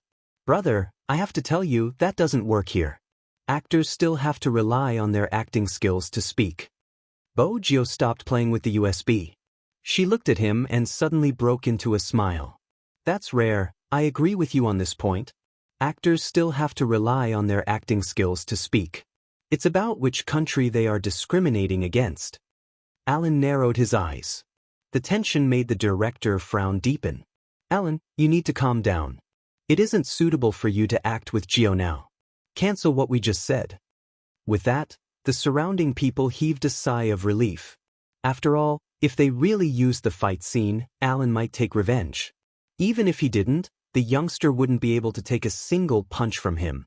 However, to everyone's surprise, the young man, who had always been smiling faintly, suddenly said, "Don't. Alan wants me to see how he acts in an action scene. I also want Alan to see how we Chinese act in action scenes." At this moment, the director's expression froze. The assistant's expression was one of disgust. "Child, you are asking for trouble. Do you know that?" The actors at the side probably wanted to persuade her as well. Alan turned, not allowing the situation to change.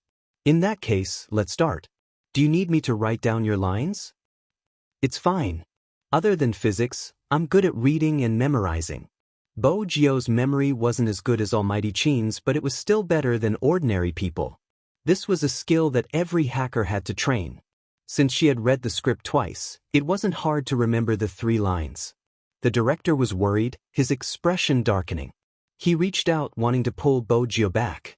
But Bo Gio held onto his wrist. "It's a good chance to test my acting skills." "Assistant. How does this look like you're trying out your acting skills? You're clearly trying to get yourself killed. Don't all good-looking people use their brains? How can you not see that Alan is so hostile towards you? How can someone with such a pure personality survive in this industry? You will definitely die without a corpse." Bo Gio didn't have to guess to know what the people around her were thinking. But at this moment, her attention was on Alan. Our Lord Gio was thinking about how to beat him to his heart's content. Both of them wanted their team positions. No matter how unwilling the director was, the 2 actors were already in position. He had no choice but to sit beside the camera operator. Right now, he only hoped that Bo Gio would hide and not let herself get hurt. He couldn't let the actor he had painstakingly found get hurt before the filming even started. However, everyone knew that it was impossible for this matter to end just like that when they saw Alan wiping his hands. They were even worried that the youngster would be crippled by Alan. "Everyone, get ready." As a director, this was probably the scene he didn't want to film the most. Action. When the 2 words fell, Alan wasn't suppressing himself anymore. Alan was no longer repressed. His emotions leaked out faster than his fist. With a ferocious expression, he waved his right arm at the young man. It was so fierce that the director didn't even have time to shout for a stop. The assistant at the side tilted her head. She really didn't want to see her almighty getting beaten up, even if it was an illusion. Hence, she didn't see it. In the next second, the youngster turned sideways. With a wave of her left hand, she pinched the arm that was reaching towards her. Then she pulled it forcefully. With a sinister smile, the wind blew. Her long legs bent her knees and she hit Alan's stomach fiercely. What was even more shocking was that when the youngster did this action, her right hand was in her pocket the entire time. Which meant that she only used one hand. The black trench coat was rolled up, along with the hat that was hanging down. She was ruthless and extremely cool. But that wasn't the end. Alan wanted to dodge. However, he was pulled back by the youngster. Just like that, she held onto his wrist with one hand and used it as a fulcrum. With a somersault, she threw him out. There was a loud bang. Alan was thrown onto the ground. Just the sound alone was enough to tell how painful it was. Not to mention the twisted expression on his face. The rising dust caused everyone's eyes to widen.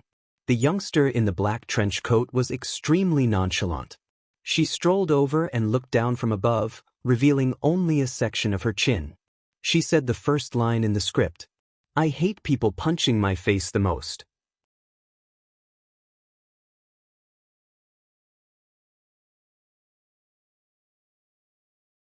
Chapter 1091. The camera zoomed in.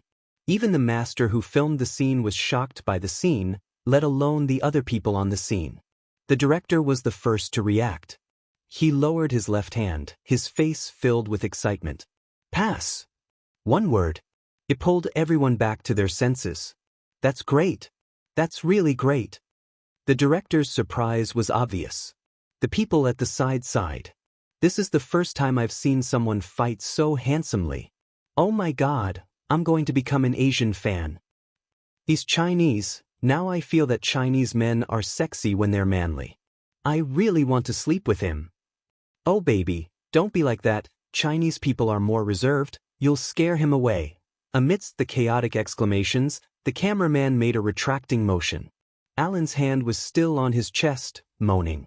The male actor and Alan's assistant ran over, working together to help him up. Alan didn't appreciate it, pushing the male actor away, his eyes still on the youngster, his hands clenched. When he saw everyone looking at him, his face turned red and white. He had lost to a Chinese pig in front of everyone. What was wrong with him? Alan was not convinced. He still wanted to get his face back, but anyone with a discerning eye could see how much pain he was in. After pushing the person who was supporting him away, Alan's breathing became unstable. From the start, Bo Jio just stood there. Only when the other party came closer did she speak. This is the Chinese way of filming a fight scene. You made yourself sound so good at the start, you probably don't need to rest. I think I'm still online. We can take the chance to shoot the second part. Shoot the second part? Alan's assistant was the first to shake his head. No, this method is too barbaric. I have to bring my artist for treatment first. His words were directed at the director. The director didn't want to force him, even though Alan's attitude was a problem. But just as he was about to speak, Alan spoke, his tone cold. Alan spoke in a cold tone. I demand compensation from the production crew. I can't continue acting with such a violent actor. Violent? The director's assistant stood at the side with his eyes wide open. Was there something wrong with this person? He was the one who had chosen to act and fight with them. Now that he had lost, he said that they were violent? The director was also angry. He narrowed his eyes. From today onwards, you don't have to come anymore. Alan did not expect such an outcome. This movie was a big production. He had given up so many offers just for this movie. What right did the director have to make such a decision? Being kicked out of the cast in public was not something that could happen to him. Thinking of this, Alan swung his arm and strode towards the nanny van parked by the roadside. After getting in the car, he said to his assistant, "Get the media here." At this time, the assistant felt that it was inappropriate. The media is waiting for the film to be released. After all, this film has high expectations and good reviews. Even if we find the media and post it here, there will be people in the theater who will tell us the truth. Isn't there an uncontrolled comment section? Post the news there. The people over there don't know what happened, but once they say it, everyone will believe it. Alan had obviously thought of an excuse. Hence, after receiving the call from the media, Alan started to make up a story. There was indeed something that happened, but when it came to his mouth, it was completely reversed. He did not mention that he had provoked them. He only said that someone had hit him and that the other party had gained a lot of fans because of it. As a result, the director misunderstood him and asked him to leave the cast. At this point, Alan even sighed. I really don't want to think about the situation back then. First of all, I don't have any objections to the cast and the movie, but with such an actor around, I really want to quit. After the media recorded it to make sure that it was a headline, they were worried that people would find out if they posted it in the comments section, so they simply followed Alan's instructions and posted it elsewhere. The people there did not know what had happened. Many netizens believed it. They even exclaimed in surprise, "How could such a thing happen? Who is that actor?" Alan was still replying, "That's exactly what happened. I experienced it myself. It doesn't seem possible." Some netizens felt that there was a loophole. According to what you said, you didn't do anything wrong. Why did the director ask you to leave? Alan avoided the main point. I don't hate anyone, you can choose not to believe it, but I was indeed forced out. Now, I can only do the interview here and can't do anything else. For this movie, I spent so much effort on publicity. Now that I think about it, it's really... Alan didn't have many fans. But his words were enough to make people speculate. The discussion became more and more heated. Until someone stirred up the news to the cast and dug out the actor who had hit him. They wanted Bo to come out and give an explanation. He shouldn't have beaten someone and forced him out. This way, the people who had doubted Bo's suitability for this role appeared again. I really feel that the movie will be ruined. What should I do? I didn't expect this Chinese actor to be so. Sigh, I'm not looking forward to it anymore. I won't comment on the difference in ideals. But if an actor acts like this, can he still act? The negative news came crashing down. It even became more and more intense. This news spread to China. After being translated, it became Chinese. Spadesies fans. No, it wasn't just Spadesies fans. Everyone who liked esports didn't think that Spadesy was such a person. Compared to the rational fans. There were some younger ones who were confused. Does that mean that our big Spade went to act in a movie? He really went to act in a movie? He even went overseas? At this moment, the haters came out, pretending to be passers-by. I'm not a fan, I'm not a hater. Although I have long wanted to expose Spadesy's character, that's right, Spadesy is like this, he likes to oppress others. But isn't Spadesy's fans too bored? He didn't say who the actor was, he just looked at the description and thought that it was your Spadesy. How interesting, do you think anyone can act? According to your logic, your Spadesy is the best in the world. He can't even be chosen as a professional actor. Yet, your Spadesy was chosen by an international director. Hee, I won't say anything. In an instant, the rumors started spreading. There was an uproar both at home and abroad. After all, Bo was overseas now. She wasn't just representing herself, she was representing China. According to the news online, some of Bo's actions were inappropriate. No one knew what exactly happened. The originally harmonious atmosphere of the cast and crew. Because of this incident, they had to stop filming. Bo expressed her apologies. But she said, as a Chinese, I can't tolerate others insulting my country. But because I couldn't tolerate it, I caused the delay in filming. I'm really sorry. She was apologizing to the cast and crew, not to Alan and not to some comments. Everyone present knew what was going on. Especially the male actor who had a lot of charisma, the one who called Bo brother. He reached out and patted Bo's shoulder. He was extremely humorous. If I were you, I would have beaten him up. But honestly, your performance really shocked us. Your moves were too beautiful. Is this Chinese kung fu? Teach me when you're free. Also, teach me how to use chopsticks. I still don't understand how you use 2 wooden sticks to eat. Won't the vegetables fall? Won't your hands clamp them? Teach me and I'll treat you to red wine. How about that? No problem.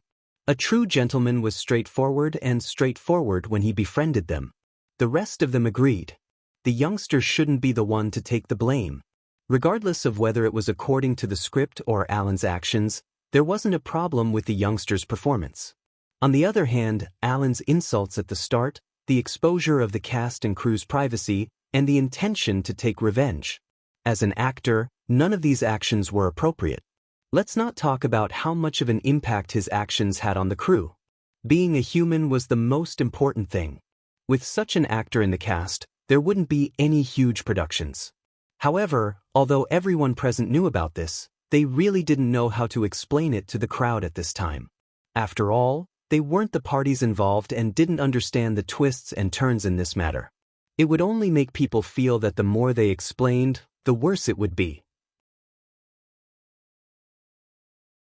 The director's assistant looked at Bo with a different gaze. How should he put it? This was the entertainment industry. As a public figure, she had to endure such distortions. Even if it was unfair, there was nothing she could do. What's going on? At this moment, Movie Queen walked over from the east. She was wearing a pair of crystal shoes, a dark red blazer draped over her shoulders, her long legs exuding an aura. If Movie Queen had been elegant in the past, right now, she was covered in flames. Where did the rumors come from? This was directed at the director. After all, only the two of them knew why Bo had agreed to act in this scene. It was all because of Movie Queen and hadn't expected such a thing to happen the moment she brought her into the cast. She knew Gio well. Usually, when she made a move, it would be against her principles. It's my fault. The director was someone who dared to admit his mistakes. Because of this, he was able to guarantee the box office. I'll get the crew to make a statement to explain the entire situation. The assistant felt that it wasn't appropriate.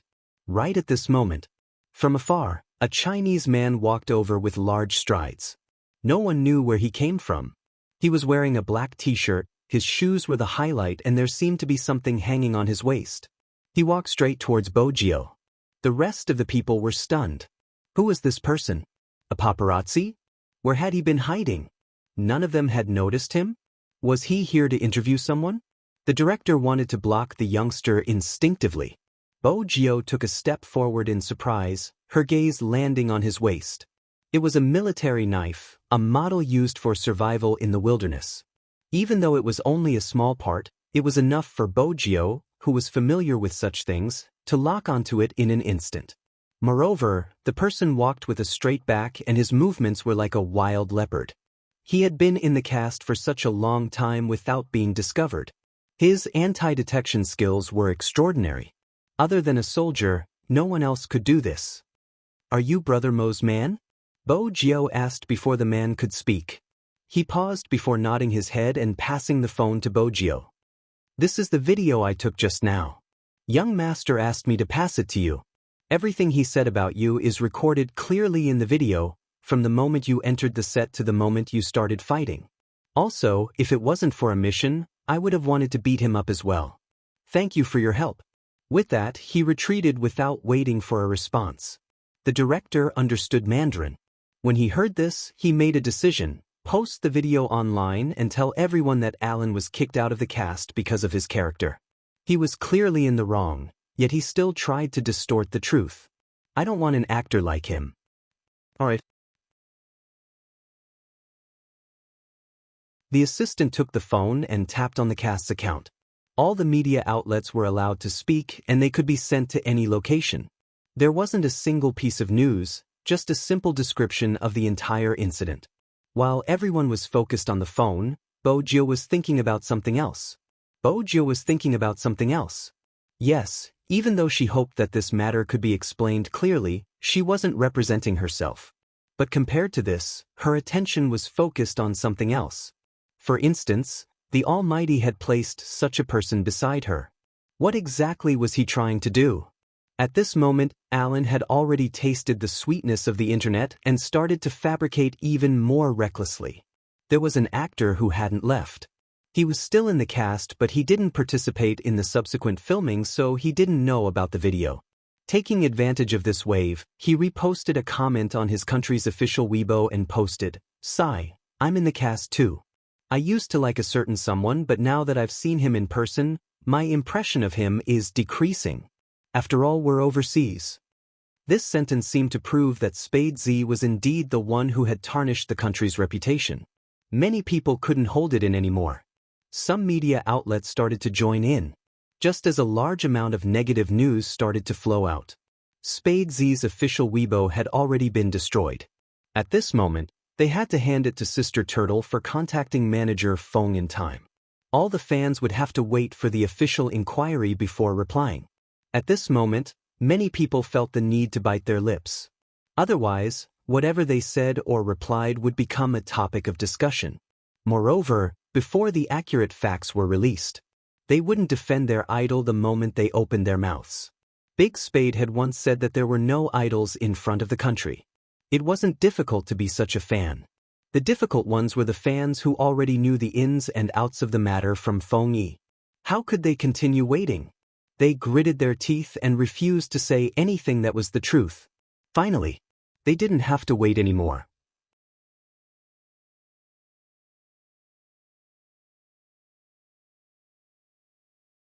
Chapter 1092.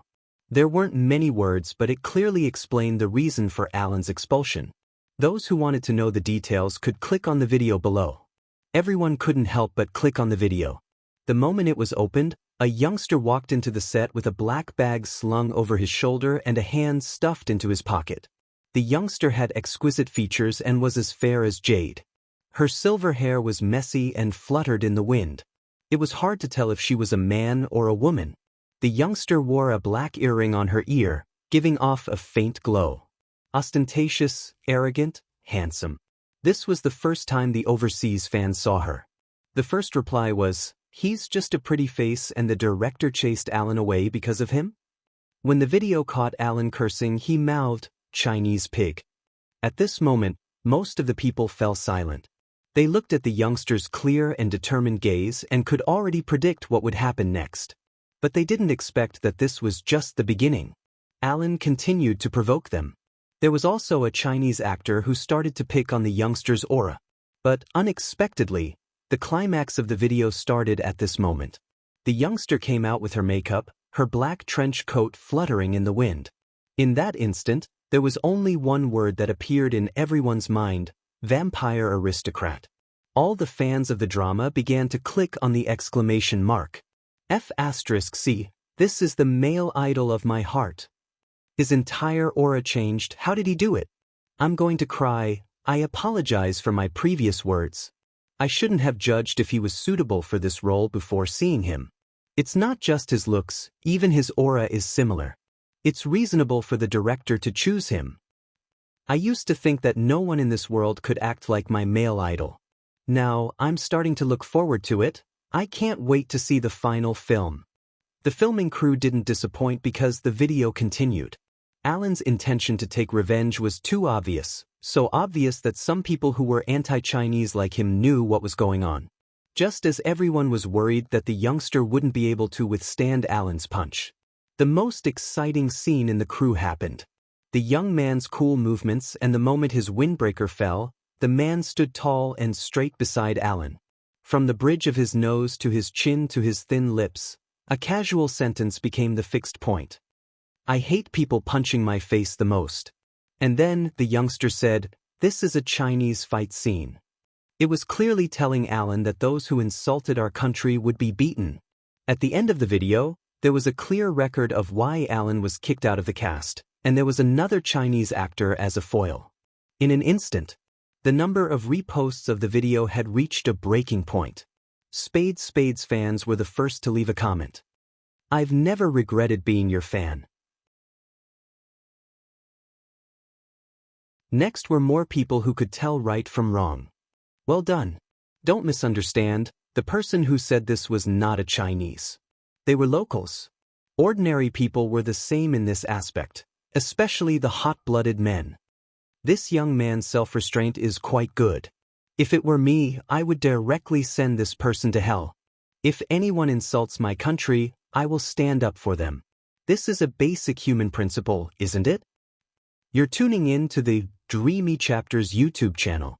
We're so grateful for your support, and don't forget to subscribe to join us on this incredible journey through captivating stories. Your generosity through donations truly makes a world of difference, as it's the primary source of revenue that allows me to expand and enhance this channel for you. Thank you from the bottom of my heart for being a part of this adventure.